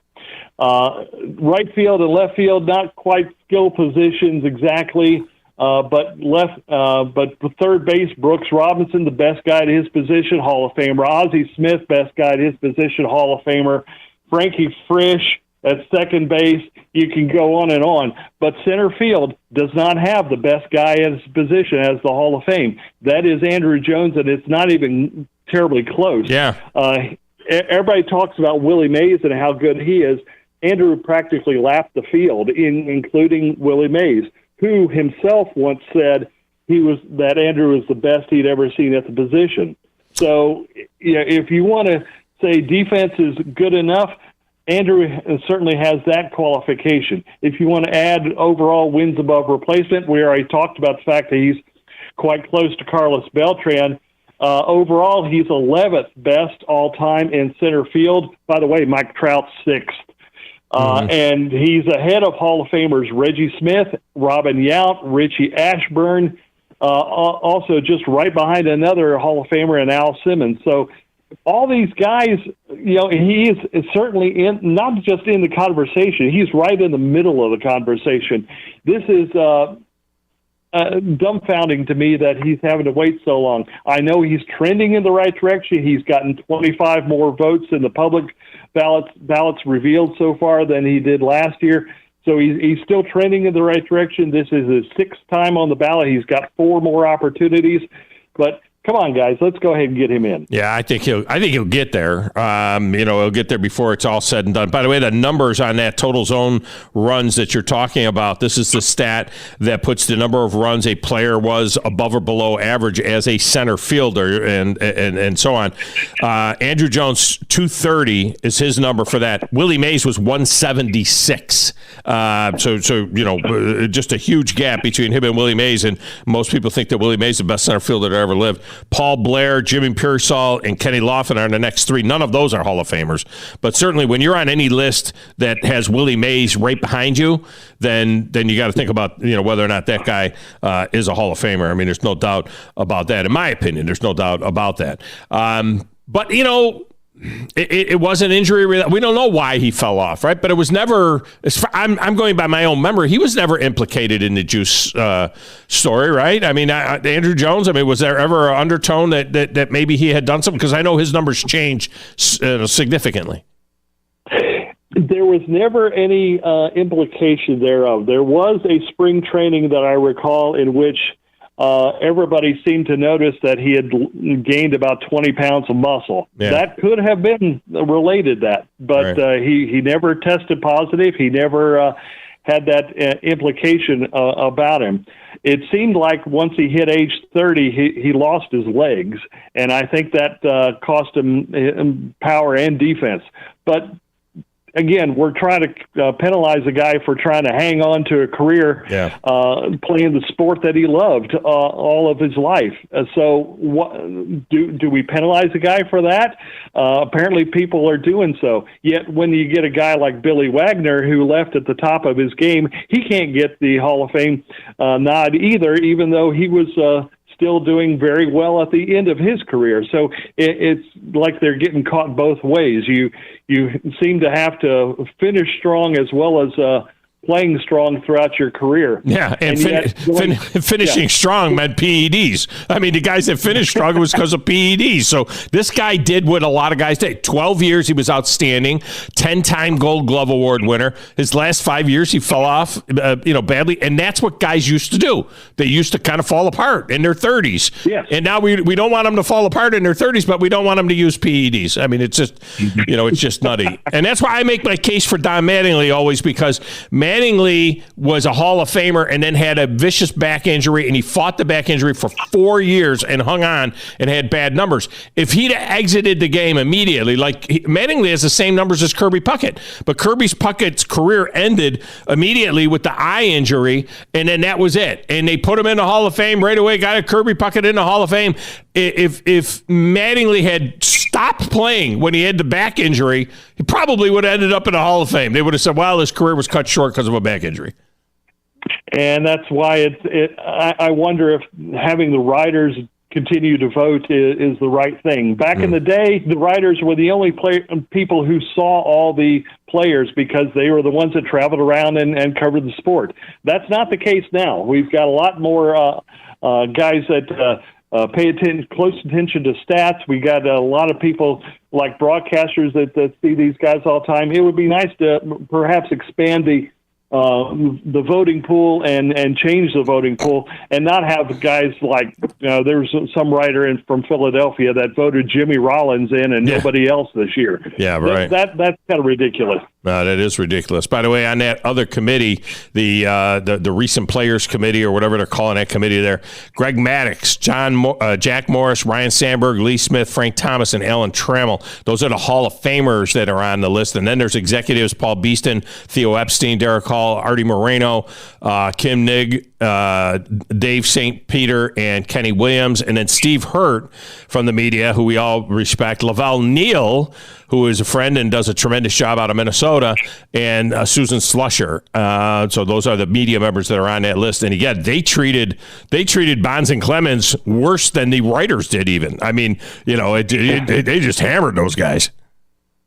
Yeah, and I think that the makeup of this committee is the kind of thing that I'd like to see overall. But at least that exists so that they can rectify problems like, for instance, with Fred McGriff.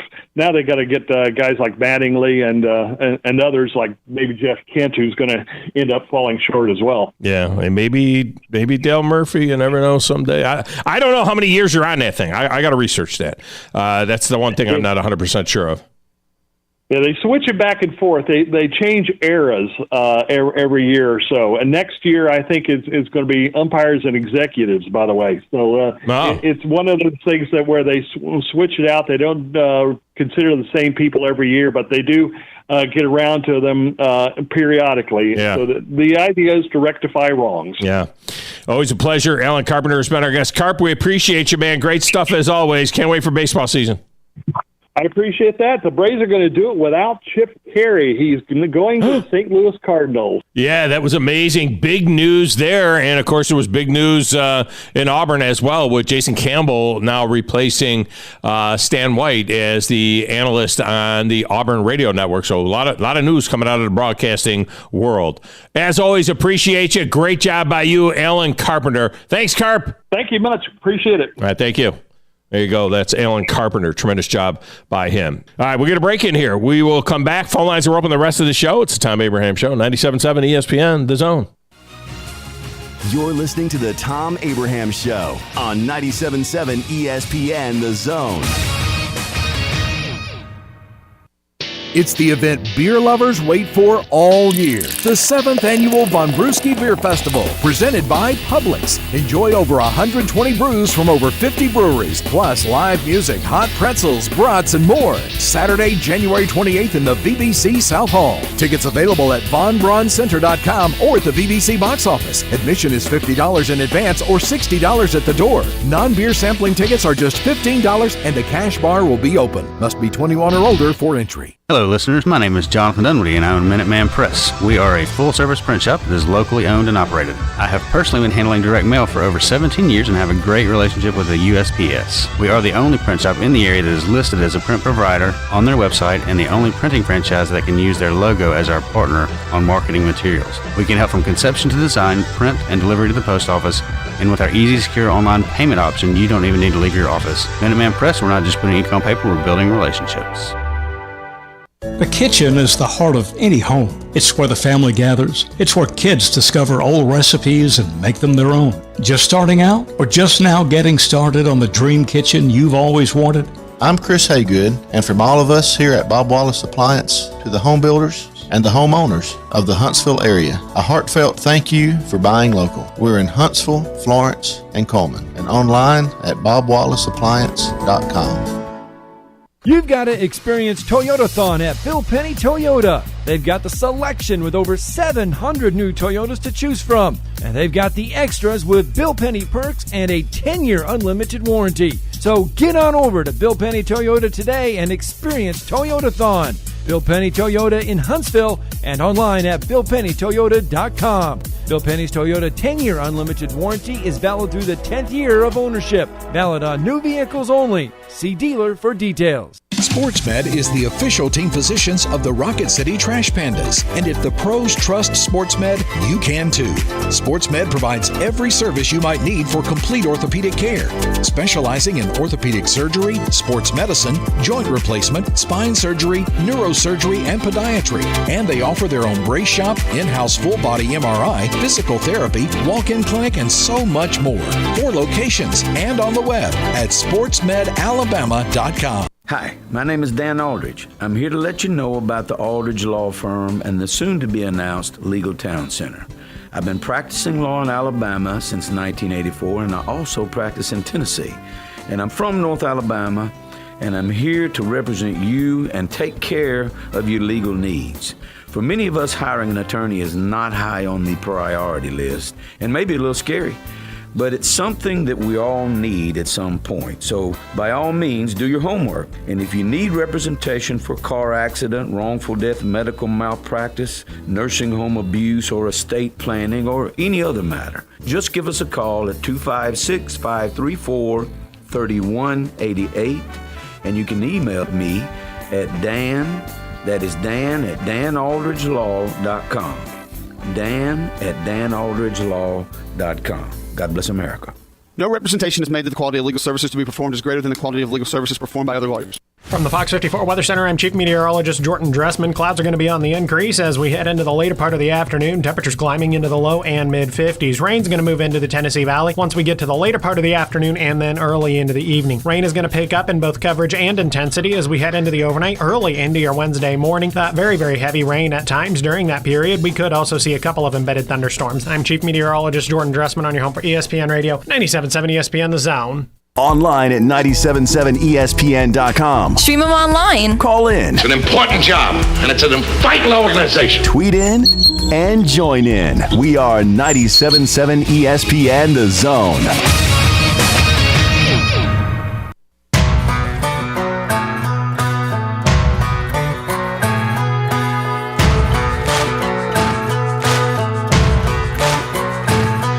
Got a gypsy soul, I'm a rebel and rogue, and I'm always on the run. With a fire inside, I ain't ever gonna die, I'm a locked and loaded gun.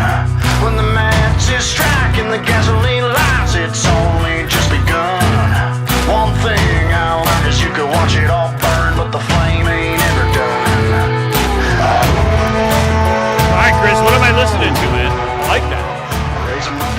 This is Corey Marks. I don't know the song, though. Put it in. We put this back in 20. I can't remember. This is the first time I've ever heard it, Sean. It's on the rotator. 20? It's on the rotator. I haven't heard this on our rotator. This is on our rotator? Yeah.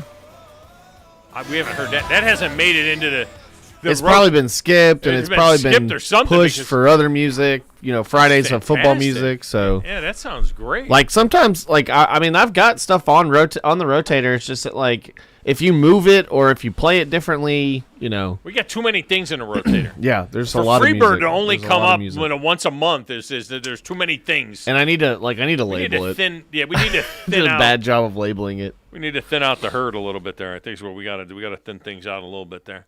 All right, well, welcome back to the show. All right, if you want to talk about any of the things that we've talked about so far and react to any of the things that we have talked about so far, this is a good time to do it because we are now open phone lines for the rest of the show, okay? So if you want to get in, 256-576-4977 will get you in. 256-576-4977. Number of things to get to. Obviously, we've been talking about the coordinator situation at Alabama. And you know, what's on the line here, Grizz, is what is Alabama going to do stylistically with their offense? I mean, that's what this is all about. Are they full on spread, wide open type offense? Because then if that's the case, you're talking about the Cliff Kingsburys of the world. You're talking about, maybe to Joe Brady. It's a little bit, obviously wide open, but not maybe not as much. I think Dan Mullen is kind of the middle guy. And I think Greg Roman is the guy that you would bring in if you wanted to ground and pound a little bit, if you wanted to get back to that. When I look at the teams that continually win, and when I look at the way that Georgia is built right now, and Georgia's the gold standard right now. Let's not change that narrative, regardless of the fact that Alabama continues to be in the conversation all the time. Georgia is the gold standard right now, and I think the reality is you can also make the case that Michigan is very good right now. This is the best 2-year run in Michigan football history. Regardless of what might happen with penalties and Jim Harbaugh lying or not being forthcoming to the NCAA investigation, that's a whole nother discussion. The way Michigan plays football, pounding you, play action, downfield, that is winning football right now. They're beating Ohio State 2 years in a row.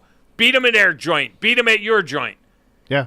You know what I mean? So that's what. So you got to decide what kind of a football team you are going to be, and I think that if you look at the Alabama, the peak of the dynasty, and you know me, I'm not one. There's the overall dynasty. Hell, you could say the overall dynasty goes all the way back to Bear Bryant showed up in 1958. Yeah, 59, whatever it was. Yes, they've been in that conversation since then. But there are dynasties within dynasties. And Alabama's not in, Alabama had that dynasty where they won 3 in 4 years. And then there was another dynasty. I think there could be another, determining a dynasty doesn't happen until it's really over. It's just weird because if you look at, because when can you say that the running back production fell off? I would say after Najee Harris, even though Brian Robinson still had a great year the year after. Yeah, but he didn't have the kind of year that Najee. No, by any means. No, Brian Robinson was nice. He couldn't get on the field for 4 years. Yeah, you know what I mean. Yeah, that was Najee. No, the last couple of years, the emphasis hasn't been there. And the 2 years before that, Damian Harris. The running back production, I would say, wasn't compared to. They could still line up and knock you off the ball. Oh, yeah, definitely. Last 4 minutes of a game, they could come in there, right, and they could beat on you, right, and they can when in winning time they were able to impose their will. They were not able to do that last year. 50% on third down in less than 3. 50% while running the ball on third and less than 3. The reality is, too, on third down and less than 3, they were 13 of 26, which means that they only ran the ball 26 times all season long on third down and less than 3. Alabama on third down and less than 3 would gain 7. I mean, they would, on the ground, they would hand the ball off and they would knock you off the ground. Right. This year they averaged 1.5 yards per carry on third and less than 3. Who the hell is that? It just seems like there was too much side to side and not north south. How many times did we see them in spread? It'd be 3rd and 2, empty, spread, empty. I'm like, what are you doing? Or spread, or would be in like pistol on the 2-yard line when it's like when they talk and they talked about the jumbo package all year long, and I'm like, that is not the jumbo package that I remember watching from 2009 until 13, 14 maybe? I mean, feel free to put the quarterback under center once in a while. Yeah, that too. You know what I mean? Were they afraid Bryce Young couldn't hike the ball under center? So Eric Wolford is this offensive line coach, right? It's now his second year as the offensive line coach. You look at this class of offensive linemen that they brought in. Caden Proctor, 6'7", 330.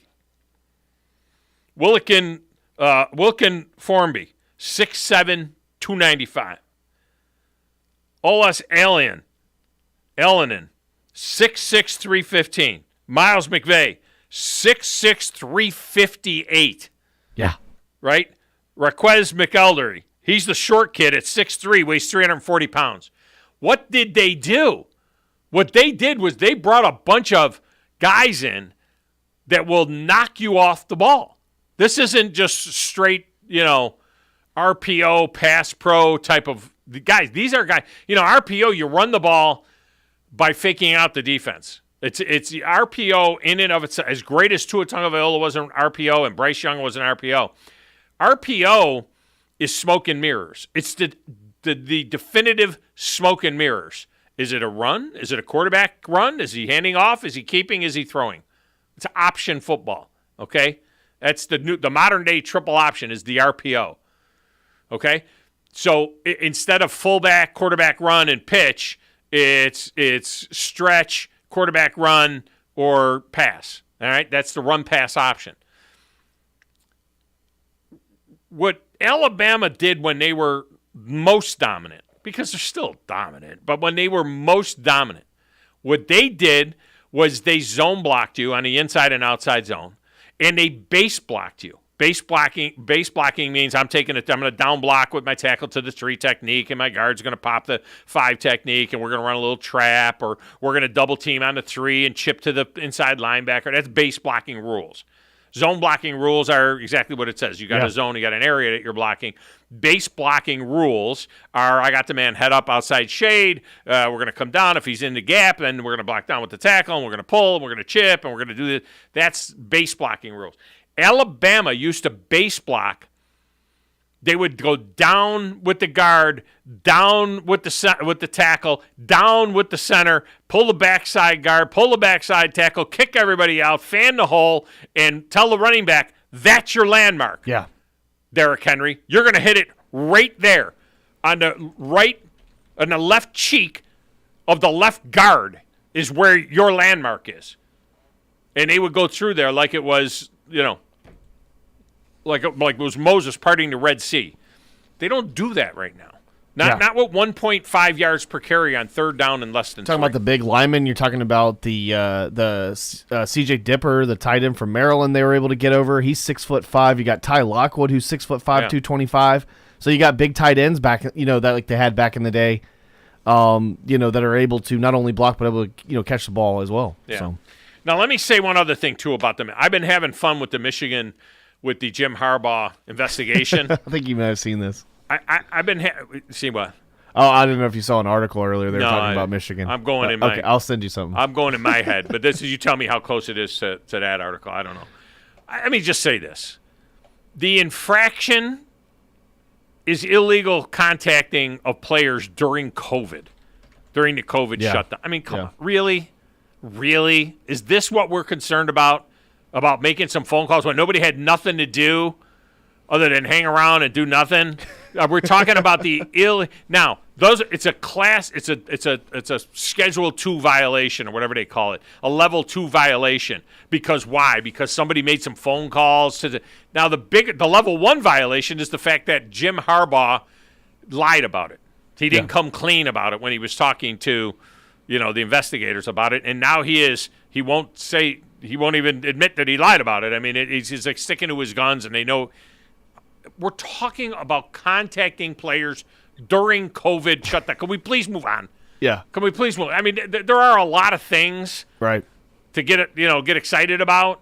This is what we're getting excited about. I mean, come on. Well, apparently they you said they're making changes. They're doing all this kind of stuff. They're getting better and everything like that. But they're going to remove 45 seats to make their tunnel bigger. That's a whole for the altercation that happened. So that's what I was trying to say earlier. Yeah. Yeah, they're going to make the tunnel wider, and so they don't fight. Just don't have fights in it. Just have some sportsmanship. All right, let's. Speaking of Michigan, let's go to the lines. Wolverine Dan is up. Wolverine Dan, welcome to the show. How are you? Thomas, I'm telling you, my man, you are correct about the offensive line. That Bama, well, we are just as comparable to that. We got some big boys and road graders, but let me tell you what, the good thing is Corum's coming back. Corum is a Barry Sanders prototype. Built low to the ground, strong lower body, big, strong upper body. And you can't see when he gets the ball from our quarterback, JJ, you don't know where he's at because he's so short that he hides behind these big boys. And then all of a sudden you see him he takes off. And I'm telling you what, we very well could be back in the playoffs again this year because of the fact Corum is coming back to play for us. What do you think? I think you can make a case for Michigan being ranked number one going into the season. I think when you look at everything, I don't want that. Well, yeah, but I mean, when you look at everything that they're bringing back, I mean, they're bringing back everything. You're going to have the quarterback, you're going to have Corum. Michigan, Georgia, Alabama, and Ohio State are going to be the top four teams in whatever order you want to put them in. They're going to be the top four teams. We're going to be fourth, so we don't need to be up there. No, you're not. You'll definitely be ranked higher than Ohio State going in. There's no doubt that you're going to be ranked higher than Ohio State. Oh, no. They got to replace the quarterback and other guys. No, you're going to be replaced. You're going to be placed ahead of Ohio State. The question is, would you be now with Georgia? They lose the quarterback, but believe me, I mean, the guys they got coming behind this kid, if Stetson Bennett was able to do what he was able to do, wait till you see this next wave of guys. They're going to be all right at quarterback, and they got great weapons on the outside, and their defense is back. Most of their defense is back. They're going to be outstanding. So they're going to be top two, and then there's Alabama. My prediction is this. My prediction is that it's going to be AP preseason. It's going to be Michigan, Georgia, Alabama, Ohio State. That's my prediction. No, I don't know about that. But anyway, hey, you know what? Speaking of Stetson Bennett, how can you not root for that kid? He's a walk-on, and look what he's done. He's a gamer, Tom. He's one of those guys. My question is he ever going to get a sniff at the pros? He's going to get a cup of coffee maybe and play in the pros maybe? What do you think? For who? Stetson Bennett. Yes. Yeah, Stetson Bennett will get – I think Stetson Bennett ultimately will get drafted.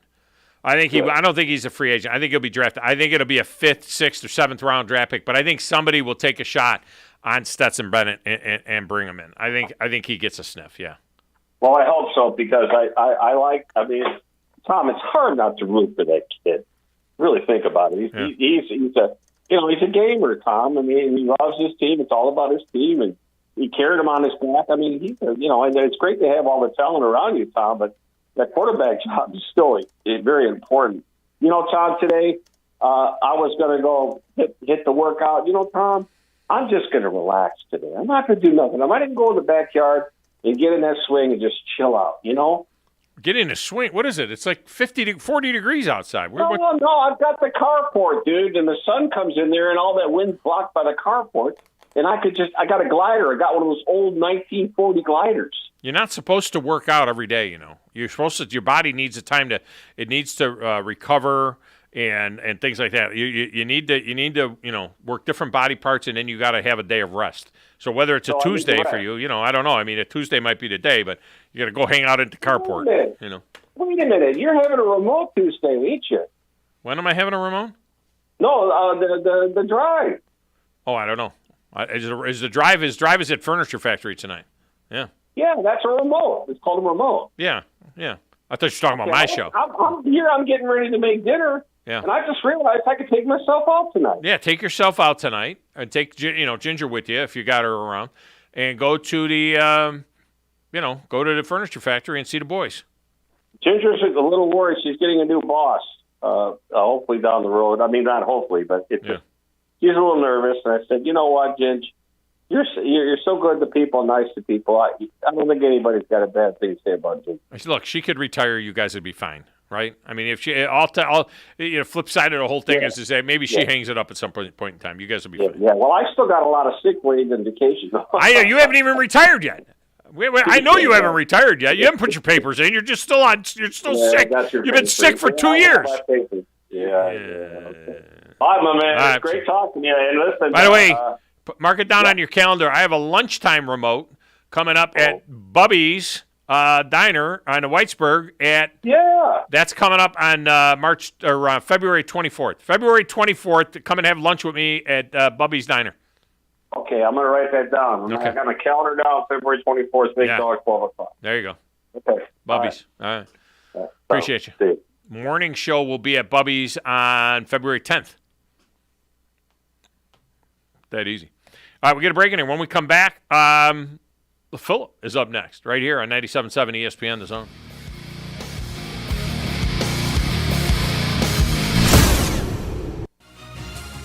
You're listening to the Thom Abraham Show on 97.7 ESPN, The Zone.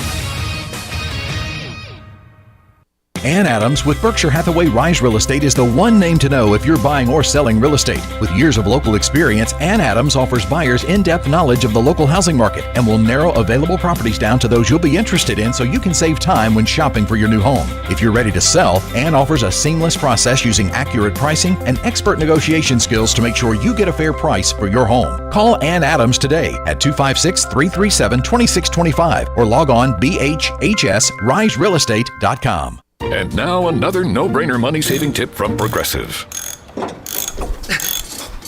Marcus, what happened? I was changing my oil and I spilled some on the floor. Oh, well, use these $50 bills to wipe it up. Perfect. Got any more? Yeah, take a couple hundred. Stop. Instead of using money, use an old rag. And here's a better tip from Progressive on how not to waste money. Don't pay too much for car insurance. Drivers who switch and save could save hundreds. Progressive Casualty Insurance Company and Affiliates. Potential savings will vary. No representation is made that the quality of the legal services to be performed is greater than the quality of legal services performed by other lawyers. This is Attorney Tommy Sinyard on behalf of Sinyard Law, and again proud to be a sponsor of All Things Football here on ESPN Radio. My son Bart and I started our own law firm July 1 and are very proud and excited to be bringing you our 50 years of collective national award-winning injury trial law experience. Check us out on the web, sinyardlaw.com. Sinyard Law, nationally recognized, locally respected. Tom Luganbill here for my friends at Woody Anderson Ford. Bobby White and his team take great pride in their service department, and you can see it the moment you walk into those beautiful new service lanes. And just like a championship team, they all work together to make sure your experience is second to none, whether you drive a Ford or not. Also, check out the gold certified pre-owned inventory at Woody Anderson Ford for great deals every day. Stop by and see them at Jordan and Sparkman or at Woody Anderson of Madison on Hughes Road, or visit WoodyAndersonFord.com. At Bad Daddy's Burger Bar, people call the award-winning burgers totally insane, which is a compliment because Bad Daddy's Burgers are just that, chef-inspired expressions of pure burger amazingness built with premium Angus beef. They're bold and they're bad. Pair one with one of their signature cocktails or assortment of local craft brews. Bad Daddy's Burger Bar, 2317 Memorial Parkway. Check out our menu and even order online at BadDaddy'sBurgerBar.com. This is Wes Neighbors with Philip with Eagle Insulation, and we have an announcement to make. Yes, Wes, we are now Eagle Masonry and Insulation. We're still a place to call for your insulation needs, but now we offer masonry services. What kind of masonry projects can you handle? Wes, no job is too big, no job is too small. We can do renovations, new construction, outdoor fireplaces, fire pits, brick landscape borders. Well, when you came out to my house, you did both the insulation and masonry at the same time. You guys did rock for me, you did brick for me, and you insulated my house. That's usually done at the same time that you're building a house. Absolutely. It really capitalizes on two services you need at the same time, and you can get one company to handle both of those. Philip with Eagle Insulation will come out, do your installation. He'll do your masonry. They do a great job. They guarantee your work. Check out more online at insulatewitheagle.com and schedule your free examination today. 256-755-1556. Thanks, Wes. Is I had a few too many happening too often? Do you always need a drink to relax or sleep? You're not alone. 1 in 7 people struggle with alcohol. Bradford can help. For over 40 years, Bradford's affordable rehab programs have helped people overcome addiction and return to healthy, productive lives. Call 888-SOBER40 for confidential help 24/7. Start your comeback with Bradford. Call 888-SOBER40 or visit bradfordhealth.com. When I chose a garage door company, I did my homework. I needed Precision Overhead Garage Door Service. They have a 5-star Google rating. I checked their reviews and liked what their customers had to say. Precision Overhead Garage Door has lifetime warranty packages. Same-day service if I call before 2 p.m. If they can't make it the same day, my service call fee the next day is waived. They did a 25-point safety inspection on the door and operator. Now that's peace of mind. Residential, commercial, and gate services. Precision Overhead Garage Door Service. Call 256-400-4500. AVIQ. Who is AVIQ? AVIQ is audiovisual the intelligent way, where we put our IQ to work for your AV needs. With more than 100 years combined experience in audio, video, and automation, our team of experts is dedicated to one thing: helping you discover technological solutions that make your home special. Once you experience a game or a movie on one of our state-of-the-art home theater systems, you may never leave the house again. AVIQ can build the entire system for you or provide the quality components if you're a do-it-yourselfer. But AVIQ is more than just home theater and state-of-the-art sound systems. We offer a variety of control options for home technology. Energy efficiency, heightened security, and improved quality of life are all attainable through the automation of home systems. Intuitive and user-friendly control is our main priority in designing a system that meets your needs. Don't just take our word for it. You need to see it to believe it. Come visit us at our state-of-the-art showroom on University, just east of Jim and Nick's, across from AT&T, or visit AVIQHSV.com. It's the event beer lovers wait for all year. The 7th Annual Von Brewski Beer Festival, presented by Publix. Enjoy over 120 brews from over 50 breweries, plus live music, hot pretzels, brats, and more. Saturday, January 28th in the VBC South Hall. Tickets available at VonBraunCenter.com or at the VBC box office. Admission is $50 in advance or $60 at the door. Non-beer sampling tickets are just $15 and the cash bar will be open. Must be 21 or older for entry. Greeny with Mike Greenberg. This is Mike Greenberg. You're listening to 97.7 ESPN The Zone, your home of ESPN Radio, the Alabama Crimson Tide, Atlanta Braves baseball, Huntsville Havoc hockey, and the UAH Chargers. This is Steve Moulton from The Drive. Be sure and join us today from 5 to 7 with Wes Neighbors and me. Now back to the Tom Abraham Show on 97.7 ESPN The Zone.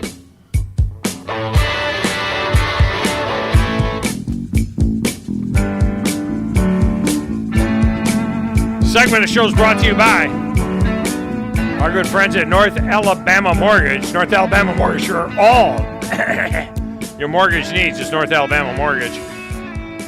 Rates are stabilizing and dropping. And North Alabama Mortgage has the right product for you. Talk to them about being pre-approved with North Alabama Mortgage. Not pre-qualified, pre-approved, which is a totally different thing. That means you're ready to close like the minute you look at a house. And also think about refi. North Alabama Mortgage do a great job valuing your home. They'll do a home valuation for you at North Alabama Mortgage, so check that out as well. Go to NorthAlabamaMortgage.com for more. That's good in Alabama, Tennessee, and Florida. All of those places is where you'll find North Alabama Mortgage at work for you. All right, let's go to the lines. Joining us next is the Philip. Philip, welcome in. How are you? Hey, what's up? You are. Appreciated the baseball talk there today. Yeah. Can't wait. Andrew Jones, agree 100%. The greatest center fielder that ever played. Mm-hmm. Defensively. His only knock is he had a tendency to lollygag.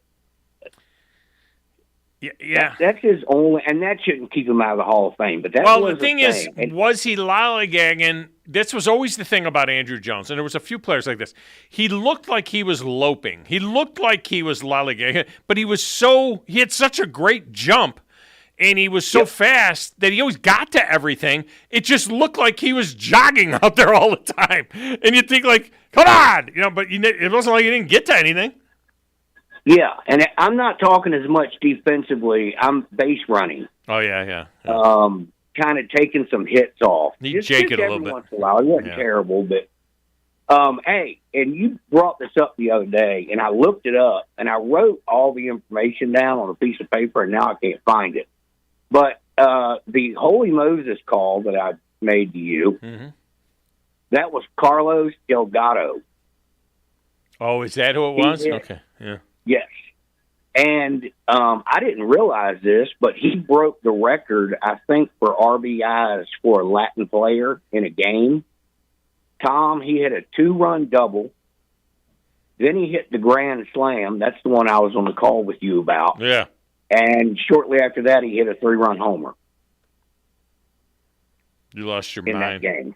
You lost your mind. It must have been a daytime game because I was afternoon drive, so it was an afternoon game. You were on here with us, and you lost your ever-loving mind. I remember that. The funniest part of it, Thom, was, I'm at my house. You're watching it at your studio, and my feed was quite a ways ahead of you. Yeah. Like a whole pitch ahead. Yeah. So when I started losing my mind, you were like, no, he didn't. He just swung and missed. Mm-hmm. And I'm screaming, and all you're like, oh, yeah, he did. Yeah, he did. That was good stuff. But yeah, that's who Where are you on the juicers? Manny Ramirez is in his 7th deal. Our list today will be we're bumping around top 10 guys who should be in the Hall of Fame who aren't in the Hall of Fame because of juicing. Manny Ramirez is one of those. Of course, we had Bonds and Clemens. I don't think that Mark McGwire was going to be a Hall of Famer anyway. I know that Sammy Sosa was not going to be a Hall of Famer. Rafael Palmeiro, I think, was going to be a Hall of Famer, but Alex Rodriguez is only getting 40%. He would have been a first ballot Hall of Famer. But where are you on and these guys that used PEDs? I don't hold it against them. Not for the Hall of Fame. I think that they should be in the Hall of Fame. But people that and people, pre that. I mean, Pete Rose, obviously. Yeah. Why can I not think of the guy's name for your beloved Skankies that hit 61? Roger Maris? Roger Maris. I think Roger Maris, I get it's a career thing. Well, he's a 2-time MVP. Phenomenal thing that lasted for so phenomenally long. That belongs in the Hall of Fame, I think. He was a person that does that. He was a 2-time MVP. He played great for the Cardinals as well. Roger Maris has always been one. It was close, but that didn't get in. The other thing that we don't know is what did these guys do? I mean, a lot of the great players from the 60s that we talk about that are in the Hall of Fame, a lot of those guys use greenies. They use the amphetamines, other kinds of things, We don't know. George Brett, Robin Yount. Who was the other third baseman at the time? George Brett and Mike Schmidt. They've talked about they were on speed all the time. Some kind of something. All right, man. We're up against it. Appreciate you. All right. How about Cowboys? No. We do need another break, right, Chris? All right, let's break. Thom Abraham Show, 97.7 ESPN The Zone.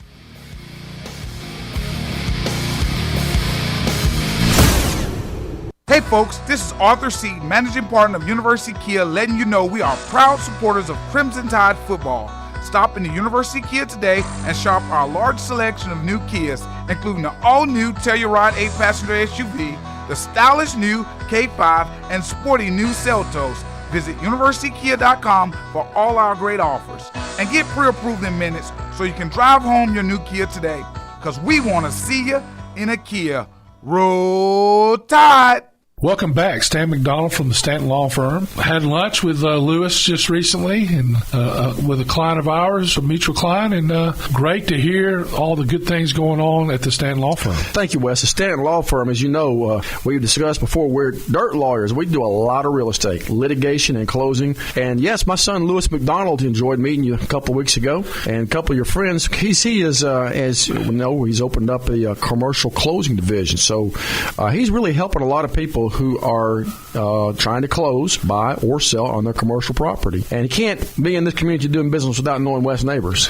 I don't know about that, but it sure was getting to meet another McDonald and talking a little bit about his grandfather, Coach Dye, and the different things. It was a lot of fun. Well, your listeners are really going to enjoy meeting Lewis and you in this community. And like I said, at Jacob Title or the Stanton Law Firm, we close business. We close some good commercial closings, residential closings. We appreciate being part of your show.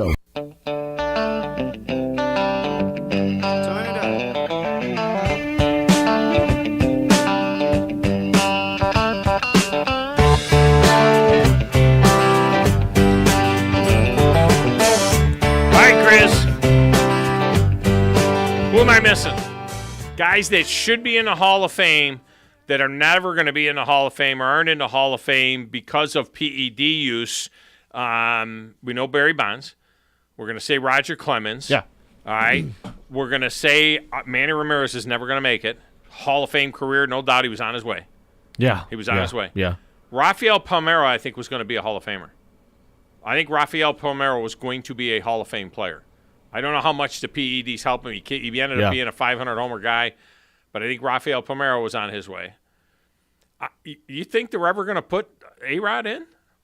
I don't think they're going to put him in. I don't think so. I think those guys are. I think once you've done it, stained. Yeah. I think once the older generation maybe be. I mean, but the thing is guys will be done and they won't be able to vote.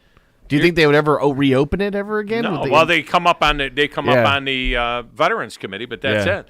You know, in the one guy that I have a sticking thing with, they put David Ortiz in on his first ballot. Yeah, which is and come on, I mean, he was I was in the report. I know it wasn't illegal at the time, but David Ortiz was in the report. Dude, don't tell me David Ortiz did juice. He was in the report, and they didn't even hold him back for a year. Put him in right away. And another guy that's got the stank on him, and he was admitted to it and everything else, was Andy Pettitte. And for a short period of time, Andy Pettitte's got no shot of getting in. Would Andy Pettitte have been in if it wasn't for he admitted using steroids when he was hurt with the Astros, and he used them to get back? He used them for a couple of weeks, he said. He admitted to it. Shouldn't he get some credit for that, or is Andy Pettitte not a Hall of Famer? I thought he was all. Nobody has won more postseason games in the history of baseball than Andy Pettitte. All right, that's going to do it for us. Coming up next, it's the Paul Feinbaum Show. My guess is there will be zero mention during the Paul Feinbaum Show of the Hall of Fame ballots coming out tonight. I'm just going to go out on a limb and say that. I'm Thom Abraham. Don't forget, the drive is at the Furniture Factory tonight. This is 97.7 ESPN, The Zone.